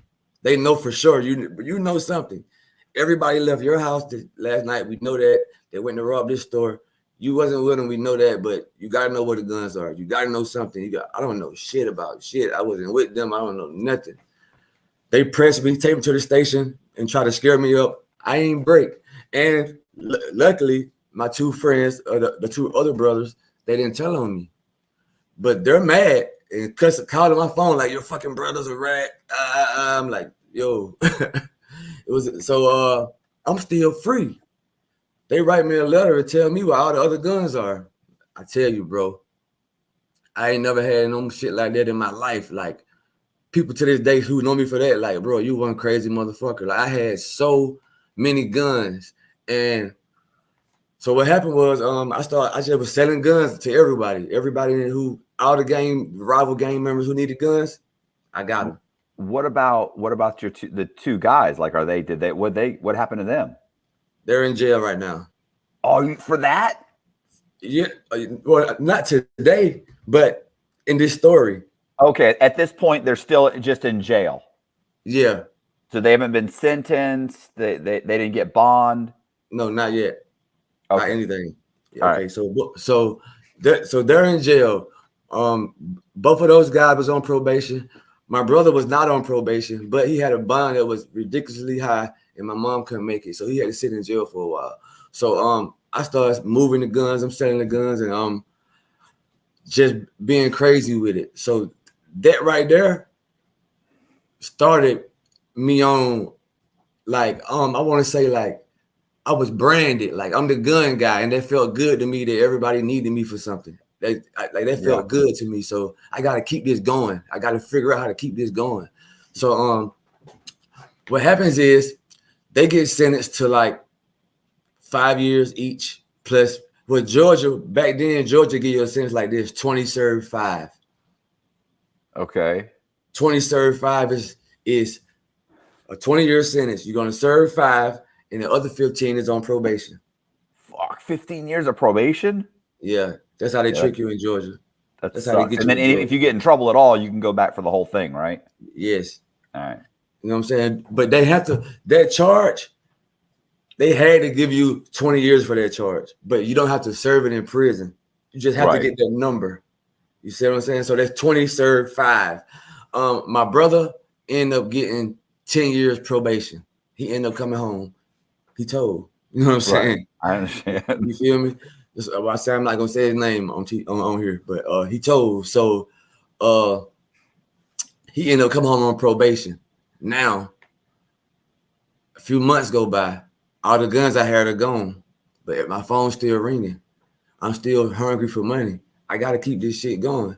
So, eventually, at some point, I joined the gang, the Crips. Gang banging was getting more and more popular in Georgia. It was growing, and eventually, I just got into it.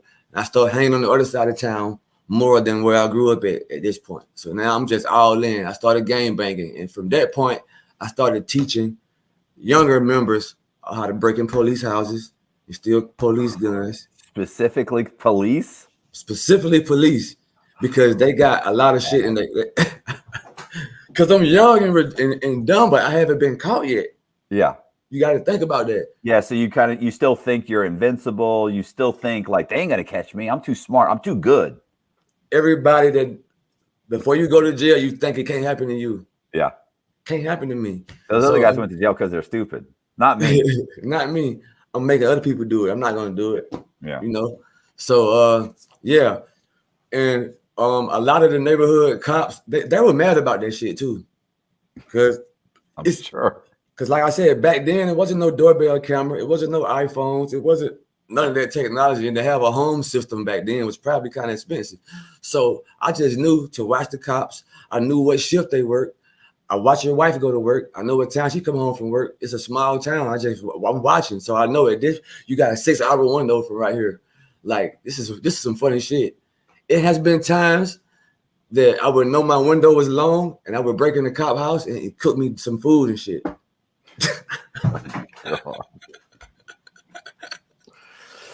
This is real talk. Listen, that's what makes them hate you. Like that's the kind of shit that makes them hate you. I'm not proud of this shit. You know what I'm saying? And I've been shamed, but this is the story that is crazy. So man, I'm doing that, and I got a lot of stripes in this game because I was the guy that could get the weapons and stuff. It all started to fall down towards 2006, 7. At this point, I got to bag up a little bit. I end up catching a case, but not for guns. It was for drugs. I caught a drug possession case. I end up going to jail. I served a couple years from 2004 to 2006. I came home 2006, and that's when I tried to do that stupid shit again. And that's now as MySpace is out now. You know what I'm saying? Camera phones are out now. All right. And I just got out of jail, and I'm like, yo, this is crazy. So I'm back on my bullshit. I'm breaking in houses. I'm stealing police guns. And I run across these 2 Mac 11s. And they had the shoulder sling going on. They were brand new with the muzzle, the cooling system. It was like the coolest shit ever. And they was for a cop. And I took the guns, and I went crazy with my camera phone. The same stupid pictures on MySpace? On MySpace. God, bro. I was the first guy to go viral and go to jail. I knew a guy that robbed the bank. Listen, I knew a guy that robbed the bank, put the money all around him and took pictures and put it on Facebook, and the bands were still on and like the place just got robbed. Like people he knew, it went crazy. People called the bank and said, or people called the cops and said, didn't a bank get robbed like yesterday? Like, you need to look at this. Boom. We arrested him. They had him arrested within a day or two. Yo, that's crazy. You just don't think they're going to put it together that fast. You don't. And another thing is this. People, the way my stuff went viral is because, like, I don't know. I just felt like it was a certain group of people that wanted me to go to jail because they felt like I was dangerous, bro. I was providing guns to people who were really killers. You know what I'm saying? And right. Like a lot of older people didn't like me for that because they heard about me. Like, that's that guy who getting all these guns, and you know what I'm saying? So I got 2 Mac 11s. Oh, and the crazy part about these 2 Mac 11s, I had 20 clips. This cop had 2 Mac 11s and 20 clips loaded in his closet in his house. I guess, but this gun wasn't a fully automatic gun, so it was legal. It was a semi-automatic gun, but it was a Mac 11 for sure. And long story short, I put it on MySpace. I sent the pictures out, and it wasn't even 2 days. The cops came and got me. Wasn't even 2 days later. It wasn't even the cops. I'm sorry, my probation officer. Oh. Is he a member of your MySpace? My probation officer. No, I don't know if he got it from MySpace, but he just got the word. And in Georgia, I don't know about Florida, but they don't need a warrant if you're on probation. They come right in your house. So they brought him to make it stick, kind of like, yeah. You know what I'm saying? Let the PO search the house. We can't go wrong here. You feel me? Yeah. So yeah, the PO can give consent. Exactly. So my PO called me. He said, "Hey, I'm about to do a field check. You know, just come outside and wave your hand. I just want to know, do you still live there?" That's some normal shit what he does, a field check. He pull up, say, "Hey, how you doing?" He leave. He tricked me. All right, yeah, come on for the field check. He pull up and he started talking to me, and he never came with another guy in the car. I said, "Who's that in the car?" "Oh, that's my chief. He's the chief of probation." Next thing you know, a police car pulls in, a sheriff car pulls in, detective pulls in. They put. I'm like, "What the fuck?" He like, "Yeah, man, you going to jail. Like, we've been told you got guns in your house. We about to go search it. So I'm just locking you up right now for probation violation. Put your hands behind your back." Put me in the car for probation violation. Shoot me away. They find the guns. They found some drugs. I'm on state probation. My parole officer come to the county jail maybe after me being locked up for a month, and he says, "Sign this waiver saying that you're guilty, and you can just go do 6 months in prison, and I'll kill your probation. You come, and then when you get done with that, you have to face your new charges. But you could just just give me 6 months, and I terminate your probation. I mean, your parole. I'm sorry, not probation. Your parole, because the 2 years I did, I only did like 18 months, and I had 40 months on parole when I came home. So I caught a new charge. I go do 6 months. He killed my parole. Boom. I get back to the county jail. I'm happy. I'm like, yes, I'm about to make bail. I'm about to fight this gun case with all I got, because it wasn't my apartment. It wasn't my house. All these shits in my head. I'm about to beat this shit. So when I get back to the county jail after doing my 6 months, the judge keeps denying my bond hearing. He's like, "No, not today. I scheduled for next week. The next week come, you ain't got court today." The judge put it back again. I'm like, "Why I don't got no parole holding me, no detainers. Why won't you give me a bond?" So they're waiting for the ATF to indict you, or for you to be indicted. There you go. So now my family's bugging out. They calling the jail captain. "Why my son don't got no bond?" The U.S. Marshals got waiting to see him. I don't know who that is. I'm like, the U.S. Marshals? Fuck is that? I don't know that's the federal government. I'm not putting that together right now in my head. Like, the U.S. Marshals want to see me. How old are you at this point? At this time, 25. Okay. Yep. I did a bid, came home, and now I'm 25 at this point. So maybe that's after I heard the U.S. Marshals wanted to see me, maybe 2 nights later, I get a visit. They say, "Ramirez visit." It's nighttime. I'm like, who the fuck? We don't even have visits at nighttime. I go into this little room, and it's maybe middle-aged white lady in there. She's like, "Hi, I'm from the Federal Bureau of Investigations, and are you Ramirez?" I'm like, from the FBI or the ATF? FBI. FBI. Oh, okay. The ATF had my case, but she was just like a representative to tell me what was going on, that I would be moved to a federal jail, because this county jail is a small county jail. They don't hold federal inmates. So she was just somebody that I never saw her again. She just came to tell me that they picked my case up and I was going to be in federal custody and I'd be leaving this place soon. So I'm sick now. I'm sick. I'm like, the feds want me for it. I'm like, yo. And most of my homeboys that get fed cases do 10, 15, 20 years. So I'm here. I'm going through it. I'm thinking I'm going home on a bond, and now I'm going to a whole nother facility. So that very next night, a day, they took me to a federal jail in Jones County, Georgia. I went in front of a judge, and he gave me a bond. He said he gave me a $2,500 cash bail, and he said only because because they found some marijuana and they found the 2 Mac 11s. The DA told me that we're gonna drop the marijuana, and you can just plead guilty to the Mac 11s, and we'll give you a bond, and we'll work a deal with you when you go to court. But he said, here's the catch to it: if you plead out to the marijuana, you can get the drug program and get a year after your sentence, but you can't go home on a bond. We don't let drug dealers go home on bond. Like you get a drug case with the feds, that's what they telling me. If you got a drug case, we're not letting you go home. But if you only just take the guns and plead out to that, we'll drop the weed and let you make bail. But this whole time they know I'm a gang member too, and they want me to tell for real. But I don't know this at this point. I'm like, all right, cool. I plead out to the gun if y'all drop the weed. Like, let me go home for a little while with my family, and I come do my time. Boom.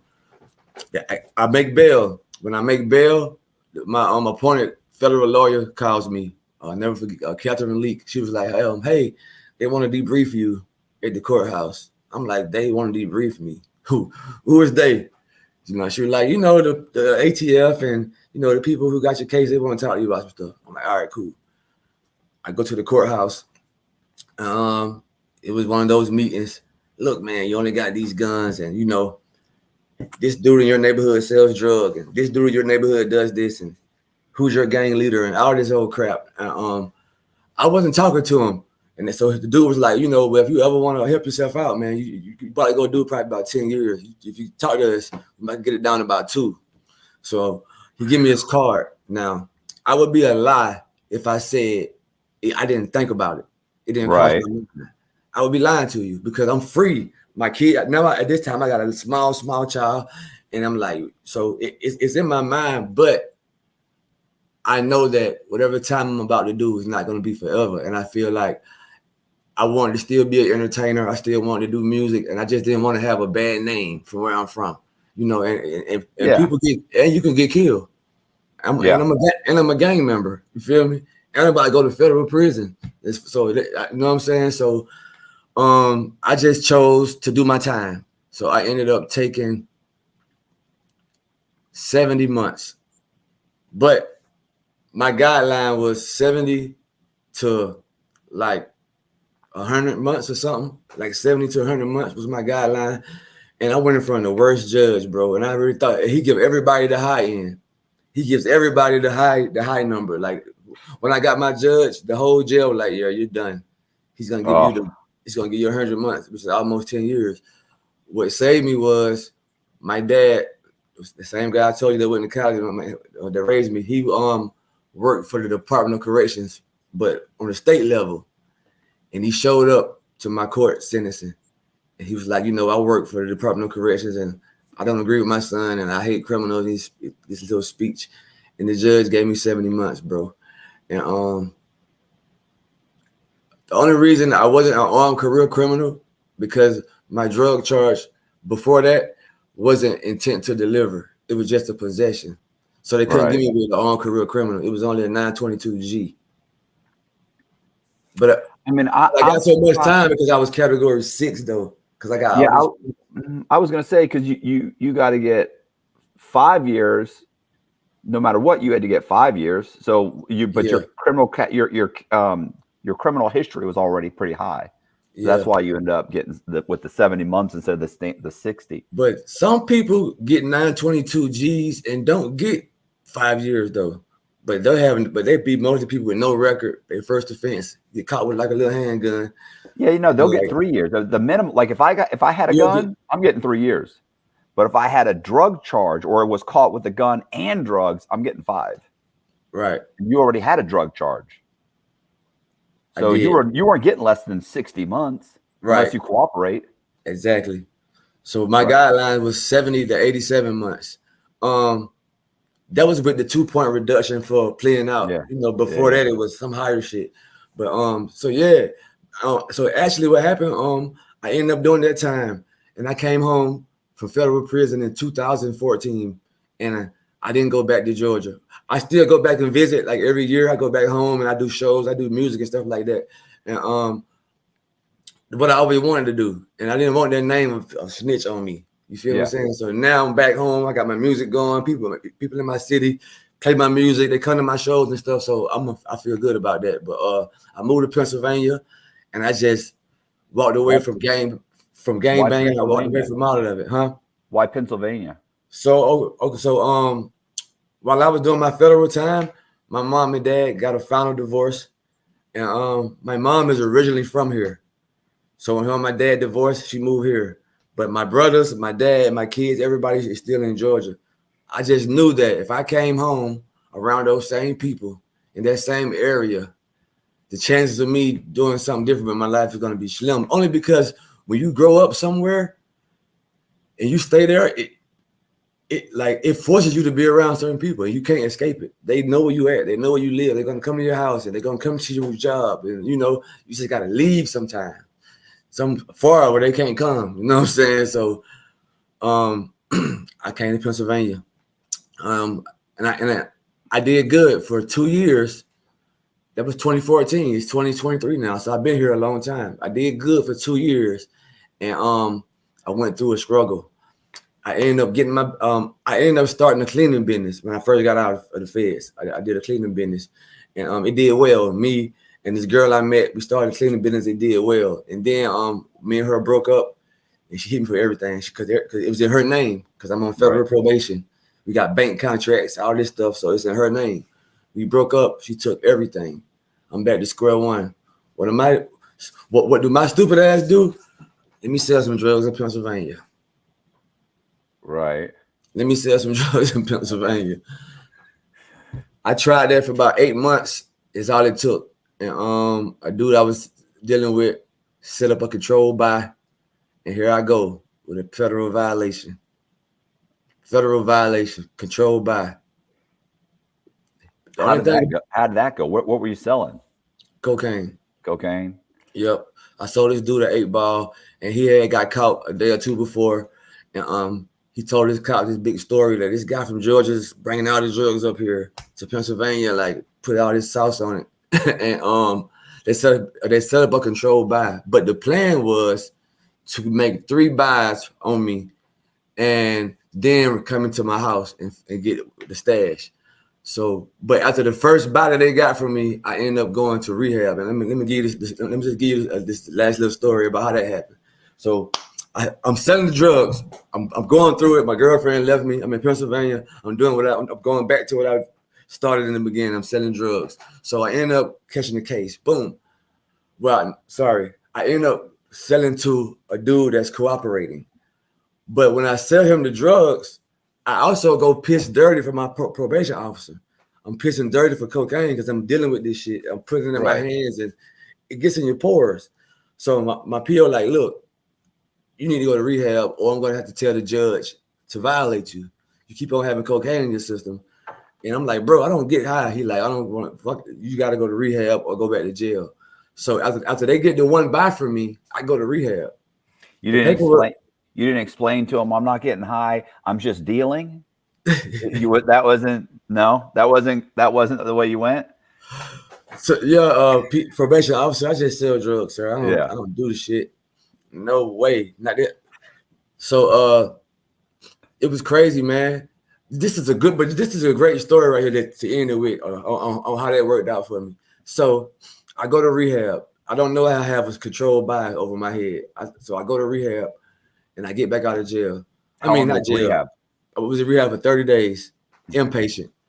I come home from rehab and I'm driving my car 2 days later and I get pulled over by the cops for a tail light.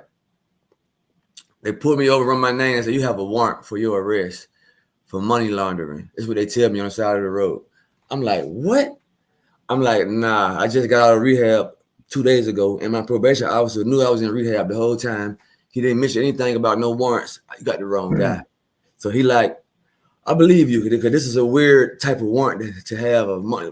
He like, I'm gonna call the station and see if they want me to bring you in. So he calls them and they like, yeah, we want him. Bring him in. And I get there and they like, it's not money laundering. You have a controlled buy of a narcotic. You sold to and when I read the paperwork, it's the dude. I'm like, fuck. So here I go again. Been out of rehab 2 days, and I'm back in the county jail.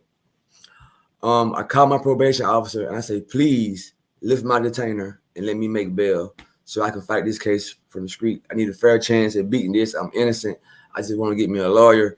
I can't fight it from behind these walls. I don't have enough money. He was like, nah, I'm not dealing with you. You sold drugs on probation. You stand in jail if you fight from jail. So this is what happened. I'm doing time in Montgomery County facility in Pennsylvania. And I get a cellie. And he's been to the feds before. And I tell him the same story I'm telling you about the controlled by and the rehab. So he was like, you know, your probation officer don't really run anything. It's your back judge. He was like, if you really went to rehab and you just passed it and you got the paper saying you went to rehab and you made that sale before you went to rehab, write your judge and tell him you had a drug problem and you went to rehab, you're clean, and you want to make bail and fight your case from the street. I don't think for one chance in hell this is gonna work. But I'm in jail. It's a long shot. I write it. I'm on the phone with my girl maybe 2 weeks later. They do mail call. I get the mail and I'm looking at it and it's like court papers. But I'm thinking it's for the drug case because it's a state case. So my girl like, read the papers. I'm like, it's just court shit. I ain't reading that shit. I want to talk on the phone for my 15 minutes. I don't got but one phone call. I'm not gonna read my mail on the phone with you. She was like, just read it. And I looked at it. I'm like, oh shit, it's from the feds. And I read it, and the judge said, I grant you the motion for bail. So I went down to the federal jail for a bond hearing, and he let me go. Nice. He said, I got your letter. And he said, I see what the PO told you to go to rehab. He told you to get a job, and you complied. And you didn't give him no hassle about it. You went to rehab, you got a job, you complied. So I'm going to give you benefit of the doubt. I'm going to let you bond out and fight your case from the street. And so I bailed out, and this shit was unbelievable. They gave me an ankle monitor, but I can't lie. I'm stressing. I'm stressing because I'm guilty, and I don't know how I'm gonna beat this shit. I don't know what they got on me. So, end of the day, I'm about to go to trial. Is what I'm telling the courts. I'm about to go to trial. Fuck it. That's a mistake. Because what the federal government is telling me is, if you violate for this type of violation, if you get found guilty, that's 3 years with us, plus whatever they give you for this charge in Pennsylvania state. Oh, damn. Okay. Yeah, they was gonna give me 3 years for that violation because I had 3 years on probation, federal probation. That came after my time. Yeah, so they was gonna revoke all, give me all of that, even though I only had 6 months left on it. They was gonna give me the whole 3 if I pled guilty to drug sale. So I told the courts I'm going to trial, and I'm really trying to pump fake them so they can give me a real low deal. I'm telling myself like I'll take a 1 to 3 up and then go do 3 for the feds. But I'm really stressed the fuck out, man. So I'm telling these people I'm going to trial. I'm going to trial.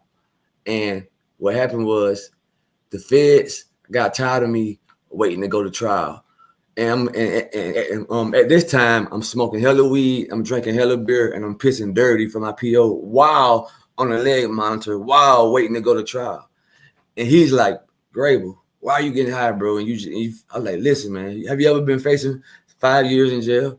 Have you ever been facing that much time? And you know what I'm saying? I'm about to, like, this is some stressful shit. That's why I'm getting high. So he was like, man, you got to get out the streets. So what happened was, the feds got tired of waiting on me to go to trial, and they gave me an offer I couldn't refuse. One day, my lawyer called me and said, hey, the DA got a deal for you. He said, because you're on leg monitor and you're doing drugs and you're stressed out. He said, go get him a year and a day before you plead guilty, before you go to trial, before you do anything. Give him a year and a day, and they'll let you out federal probation. You only got 6 months left on it. Right. If you go to court and get found guilty, they'll give you 3 years. Take a year and a day right now, and we're done with you because you're hard to supervise. We don't want no more dealing with you. Take this year and a day. And I thought about it for 20 minutes. I said, oh, I'll take it. You feel me? Because now I can go run with this case, and, you know, I could parole out of Pennsylvania or something. You know what I'm saying? But I didn't want to deal with the feds 3 years and that case. So I signed the waiver, and I went to Hazleton FCI 2018, where they killed Whitey Bulger at. I was there. Oh, okay. Yeah. He came, got out the bus one night. The whole compound couldn't believe it. Whitey Bulger is here. The next morning, he was dead. He didn't make it to breakfast. I didn't know it happened that. I didn't realize it was okay. He didn't make it to breakfast. When they went and checked his cell again, he was dead with his tongue cut out of his mouth. They locked us down for 3 days in our cell. Then after that, life went on. And you were in the same facility, or I mean, in the same prison? Yeah. I mean, wasn't he in like a pen? Yeah. So Hazleton FCI is a complex. Okay. They got a low, medium, camp, and a pen. And you were in the pen. I was in the medium. Okay, he was in the pen. He was in the pen. Okay, so okay. But you know, this is such big news that the compound knew it. He was coming. And in my mind, I'm saying he's not gonna walk in population because he's told on people, he's cooperated. Right. So in my mind, like, you're not gonna come on the yard of a pen and just walk around and like, no, I don't think he's gonna do that. So, but he does. And you know, like I know, in the federal jail, they ask you, have you ever told on somebody? Do you feel safe walking around here? Do you want to be in population? If you say yes, they put you in population. So when I said he came to population, I was like, what the fuck? And he didn't make it a day.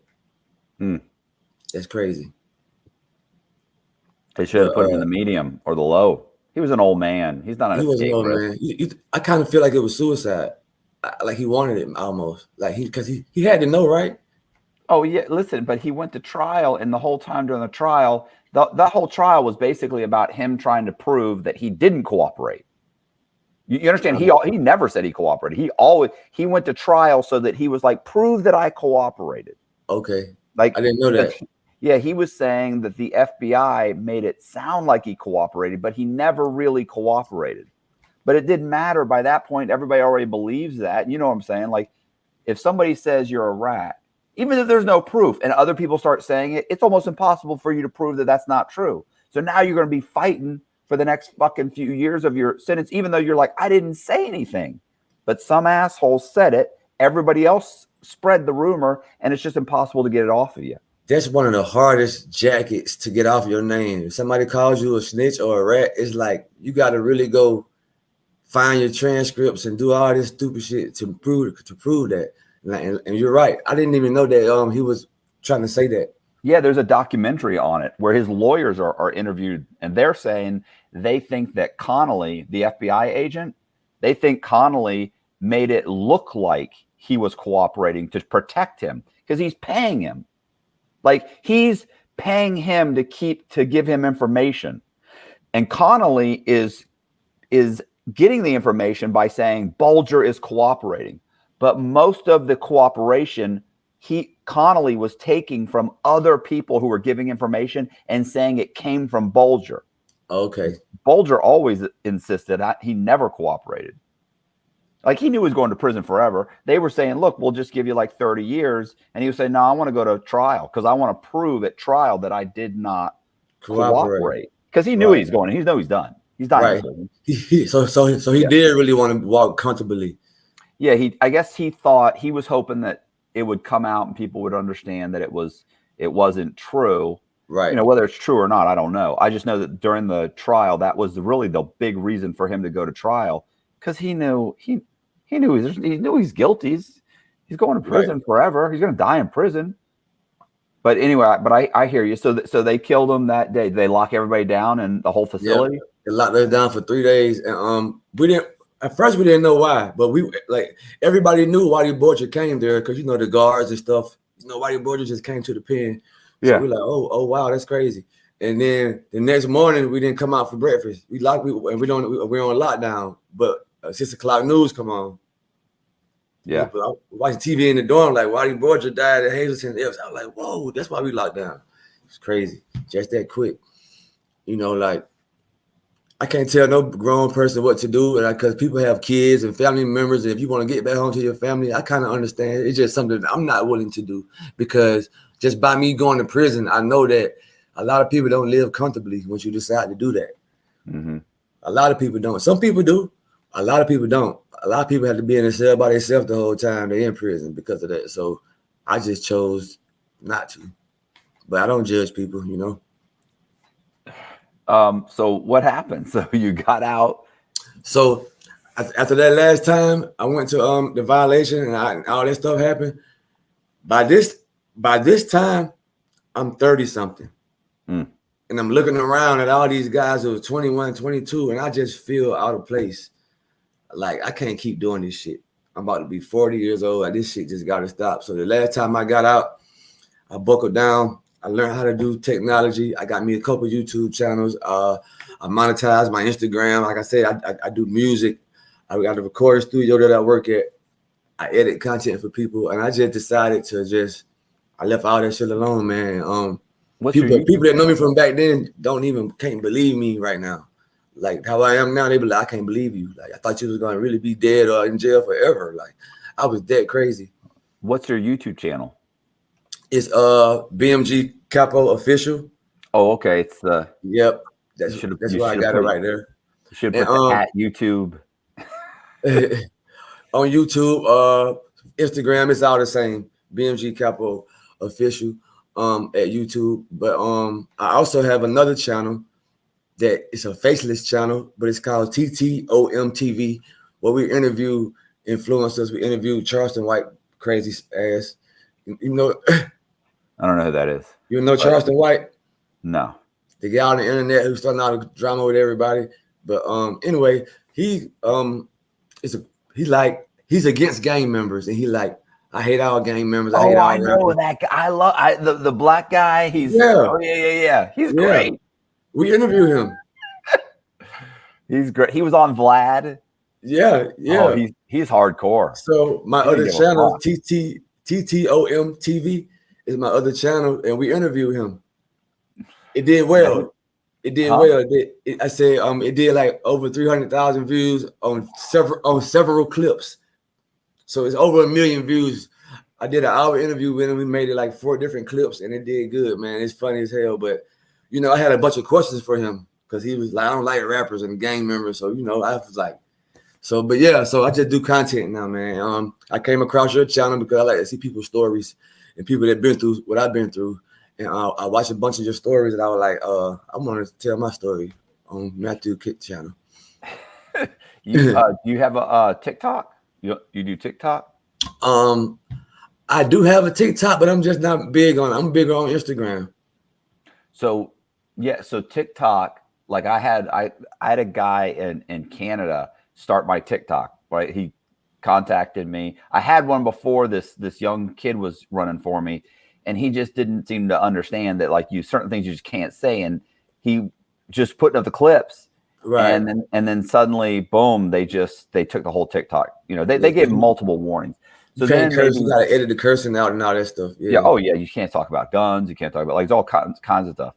Right. So, well, I mean, you can and you can't. It depends. But anyway, so then I didn't even fuck with it for a while.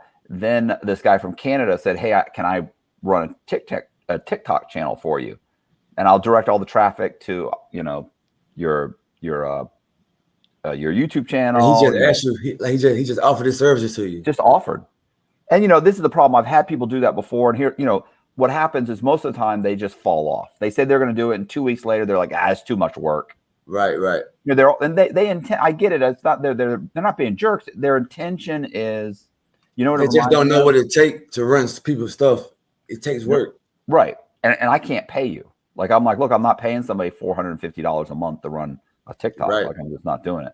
So, it reminds me of all your buddies in prison that left that said, man, I'm going to put money on your books. I'm going to write you letters. And then you get the one phone call and you might get $20 one day, maybe, and then they don't answer the phone anymore, right? And all the stuff they were going to do, they don't do none of it. But at the time, they meant it. Like I always like to think that listen, like those guys. It's like, look, I get it, and I get what you're saying, but you'll get out there, life will take over. You got two kids, you got a girlfriend, you got your mom needs you help, and next thing it's like, do I really need to be busting my ass working and sending this fucking guy in prison money, every month? Like, I got 2 kids, man. Right. So I get it. So people reach out and they try and help, and they don't realize what it takes, and they make these huge offers. And every time I've taken people up on it, they fall short. Well, anyway, this guy in Canada, when I talked to him, he actually like pled his case. Like, he was like, look, I'm in real estate. I do okay, but it's dropped off dramatically. He said, I'd like to ultimately do something in social media, and I think that I could take your content and run a channel, and I'd really like to do it just to see how it goes. And I was like, okay, like you're not sitting there lying to me, and telling me, oh, I'm gonna this and that. And anyway, and he's like, look, I'll do it for 6 months, and in 6 months, if you want to pay me, great. If not, I'll just hand it over to you. So I was like, okay. He did it for about 4 months. Took it from started the channel. Actually, started 2 channels. One of the channels never did great. It ended up with 10,000 followers. The other one, he brought it all the way up to about 104,000, 103, 104,000. We're talking about in 3 months. Wow. 3 to 4 months. Then real estate picked up in Canada. He started working more. He didn't post anything for like 2 weeks. And I contacted him. I said, bro, what's going on? He goes, man, I'm so sorry. Work has picked up. I said, was it a matter of me, do you need me money? Like, he's like, no, even if you gave me money, I just don't have the time to do it. Like, even if you paid me, I still have to work this many hours to keep my job. And he said, let me just hand it back to you. So he handed it over to me, took us another month. So I didn't post anything for over probably 4 to 6 weeks. We hired a guy, we started posting, but I can tell you right now, so by the way, we've been posting for 2 weeks. The first time and listen, but let me tell you, that TikTok, some of those videos have 6 million views, 2 million views, 4 million views. It's huge. Like, that thing went to 100,000 followers. And I could tell when he would post a TikTok that did well, you could literally see my subscribers on my YouTube channel just spike for like a week. And then the moment it slowed down, it started dropping. Yo. So, direct correlation, bro. Here's the thing. When he stopped for the 6 weeks and we started posting, the new videos we were posting were getting 2,000 views, 3,500 views, 2,200 views for 2 weeks. 2 days ago, because we posted for 2 weeks, 2 days ago, the last video, 150,000 views, 160,000 views. So I don't know what happened. I think it's almost like the algorithm says, okay, he's serious again. Right. Start pushing. Yeah. So I'm saying, if you do it, it's worth it. It took him about a month before it took off, but when it did, man, it went nuts. And everybody is telling me this. You got to go with TikToks. Leave Instagram alone for right now. Like, don't spend so much time on it. Because I spent a lot of time on Instagram, and they just took the reels away. The money for reels, you can't make money no more. Yeah, my Instagram monetized. So everybody's saying, bro, go to TikTok. It'll boost your YouTube. So I'm gonna have to go there, man. But like, how does he edit the content? Like, does he put a twist on it, or does he just do it how your interviews? Like, what does he do? Yeah, he'll try and make like take a story and shove it into 1 minute, because we also put them on Shorts and Instagram. But what are Shorts going to get? 2,500 views, 6,000 views, maybe. Right. Most of them are 2,000 or 3,000. Instagram, if it does really well, maybe it gets 50,000, 30,000. That's nothing compared to TikTok. TikTok. The reason I took YouTube seriously again, because I was just on Instagram and I was just running to my other page with the interviews. Because we actually made a couple $1,000 a month on it with Charles, the dude I interviewed. Yeah.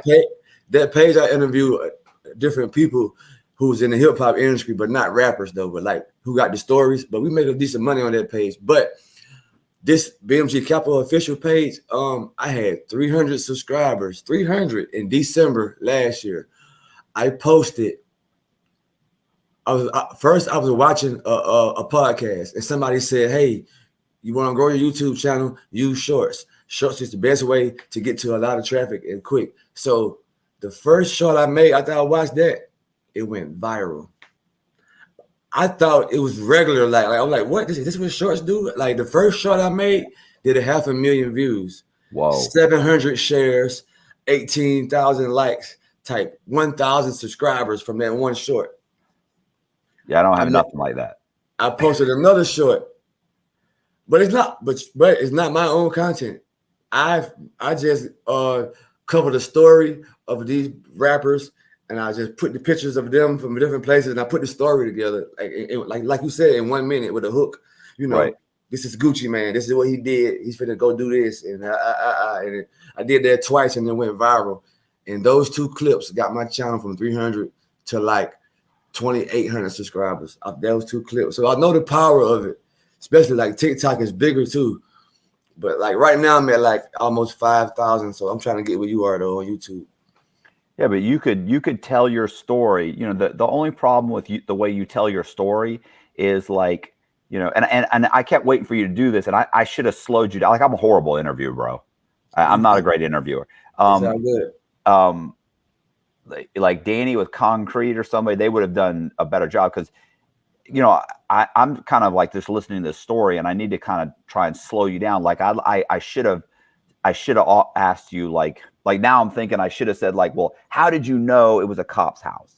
How long did you watch it? Weren't you scared? Were you, you know, I didn't do that. And I really should. I got to get better at this. But like, if you slowly told your story in little 30-minute clips and maybe you fill it up, I mean slowly, like talk about, I hit this house and then this one, and then that's it. That's the whole clip. Spread it out over 20, 30 minutes, post it. If you did that for 10 till you get all the way to where you are, let's say 10 short videos, then you started just interview other guys, other hip hop guys and their story, and just put, it doesn't even matter if it's really a shitty video. What's most important is the sound quality, because people will watch shitty video with good sound quality, but they will not watch great videos, great video quality with shitty audio. They won't do it. So it doesn't matter if your camera's messed up and it's not high quality and it's cockeyed. That doesn't matter. What matters is get decent sound quality and just interview other hip hop guys that are like starting out and post it on YouTube and make little shorts about it and put it on TikTok. TikTok will drive the traffic. And then once you get to 10,000 followers, you can put a link. And then they just hit the link and it brings them straight to your YouTube. Oh, cool. Because trust me, once you put that link on there, and I have a link tree, because it'll you know, you go to Linktree and then you can either go to YouTube, you can go to here. But regardless, once you do that, man, I'm telling you right now, you can see it. And every once in a while, you're going to get some clip of some guy that's blowing up, and you can use their music. They'll do it because you can say, man, I want to tell the clip with your music in the background. These guys will line up to do that. Yeah, for sure. For sure. You can do it from your house, just like this with StreamYard. That's cool. I'm just saying yeah, I got to get StreamYard. I like StreamYard. I think it's like $30. It's nothing. It's like $20 or $30 a month or something. It's okay. Cool. It's totally worth it. You on your way to getting your plaque, man. YouTube gonna send you a plaque soon, man. You get that 100,000. I'm telling you, I'm shadow banned. Thanks. I'm shadow banned. I think I'm shadow banned. Like everybody says, man, why isn't, like, it's been 2 years. You should have 100,000, 200,000. Your videos should get, and they're just not.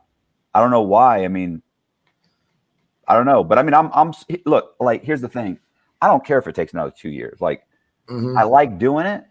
It's just now at the point where it's paying my bills. Pretty much not great. Like, I have to do other stuff, but a few more months, 6 months from now, it'll pay all my bills. When that happens, I'll double down, and I won't be doing 3 interviews a week. I'll be doing 4 and 5, and then it'll blow up. There you go. But I have time, like, you know, like the fact that I'm doing this and that they're paying me money, is ridiculous. You know, laying in your bunk in prison, you're like, how am I going to make a living? Right. You know, like, how am I even going to get by? So the idea that I'm living in a nice house, I have a new car, I actually have a new house. Like, this house was built a couple of years ago. Does your TikTok make money too? Huh? Does your TikTok make money? I never monetized it because the guy in Canada told me don't monetize it. He said and look, it could have been his opinion. Well, it might have been his opinion. I don't know. I just said you monetize it, they're gonna try to stop it from making money. Like, they're not gonna let it get big. Like, what did he say? He said they won't push your content as much, or they'll slow it down. I believe that. I believe that because look, on YouTube I make reels. I mean, on Instagram I make reels. I'm monetized. Some of them I get to 5,000-10,000 views and they just slow down. But I look at this page over here that's not monetized. These reels go 80,000, 100K, but they're not. So I really feel like on those TikTok, Instagram, if you're monetized, they don't want to pay you that much money, so they're not going to push your shit to just, you know, it's the content that's not monetized that they probably just push. I don't know, that's what it seems like. It could not be true, but that seems like it makes sense to me. But you could make money off TikTok, but you could try it. Well, listen, the money, because you got enough followers now to do so. You know, the money on TikTok and the money in comparison to YouTube is, there's no way you're going to make the same amount of money. First of all, there's no way that a 2 or 3 minute TikTok is going to make as much as a 2-hour video on YouTube.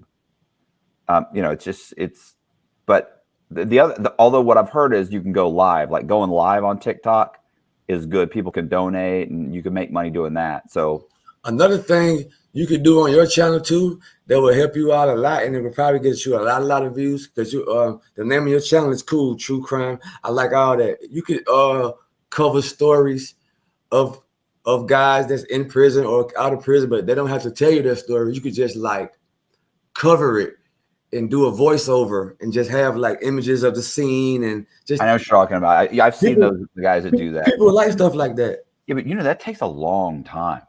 That's a lot of editing. Like, that's a lot. You do your own editing? Yeah. Well, not for the channel so much. Like, I do my own not my own TikTok. I do a lot of shorts and TikToks. Gotcha. I can do my own editing, but for the channel, I have a video editor, Colby. Colby does all the editing for the channel. Oh, okay, cool. I make TikToks and, you know, I make shorts every once in a while, and I can edit. But you're right though. Like, if you did a story for an hour, yeah, that'll take a lot of editing. But if you did maybe a 15 minutes to 20-minute story, but that's really thrilling with the music and I don't know, just thinking of some ways you could do some different stuff where you ain't got to always do interviews. So when you don't got time, or just say if like, even if it took him, even if you got to pay $150 to make a 30-minute good story video, it'll probably do a lot of views and it won't throw off your niche. Right. You know what I'm saying? Yeah. Well, I like doing the interviews. Yeah, so for sure. What software do you use? To edit with? Yeah. Adobe. Oh, okay. But on my phone, I ain't gonna lie, I like editing on my phone better. Really? I use Final Cut Pro. I just use it on my MacBook. I'm not good on a computer. I can edit some stuff on my phone. It would blow your mind. Yeah, I've seen guys use. I can put the sound effects and have shit popping up when I talk, and I'm good on my phone. I use like Vlogstar, and I use iMovie on an iPhone. I mean, really, iMovie is really easy, and I use it. It's cool. Yeah. Yeah, actually, I started on the MacBook with iMovie. Final Cut, but it's very similar. Yeah. My only problem was you could only stack like 2 on top with iMovie, and sometimes I'm stacking 2, 3, 4 different feeds. But I haven't learned how to do the overlays on iMovie. Like you got to figure that out. You got to do that. Yeah, I can do it on everything. Right. All right. I mean, we're good. Are we good? Yeah, we're good. We're good. I don't think anybody watching really wants to hear us talk about our YouTube channel. So, right. They might. It's fine. If they've watched this far, they probably are. They're probably okay with it. We're good, man. For sure. And I got a bunch of homeboys you might get interviewed soon. I got a good story coming out, man. It's a rapper. His name is T Grizzly. He's real famous, but he came up rapping somebody else's life that went to jail, and they're gonna give me the interview from jail and prove to the world this rapper is rapping their life. It's gonna be real cool. All right. It's gonna be real cool. Well, look, if you have anybody that's interested in telling their story, like, let me know. I'll send them your way.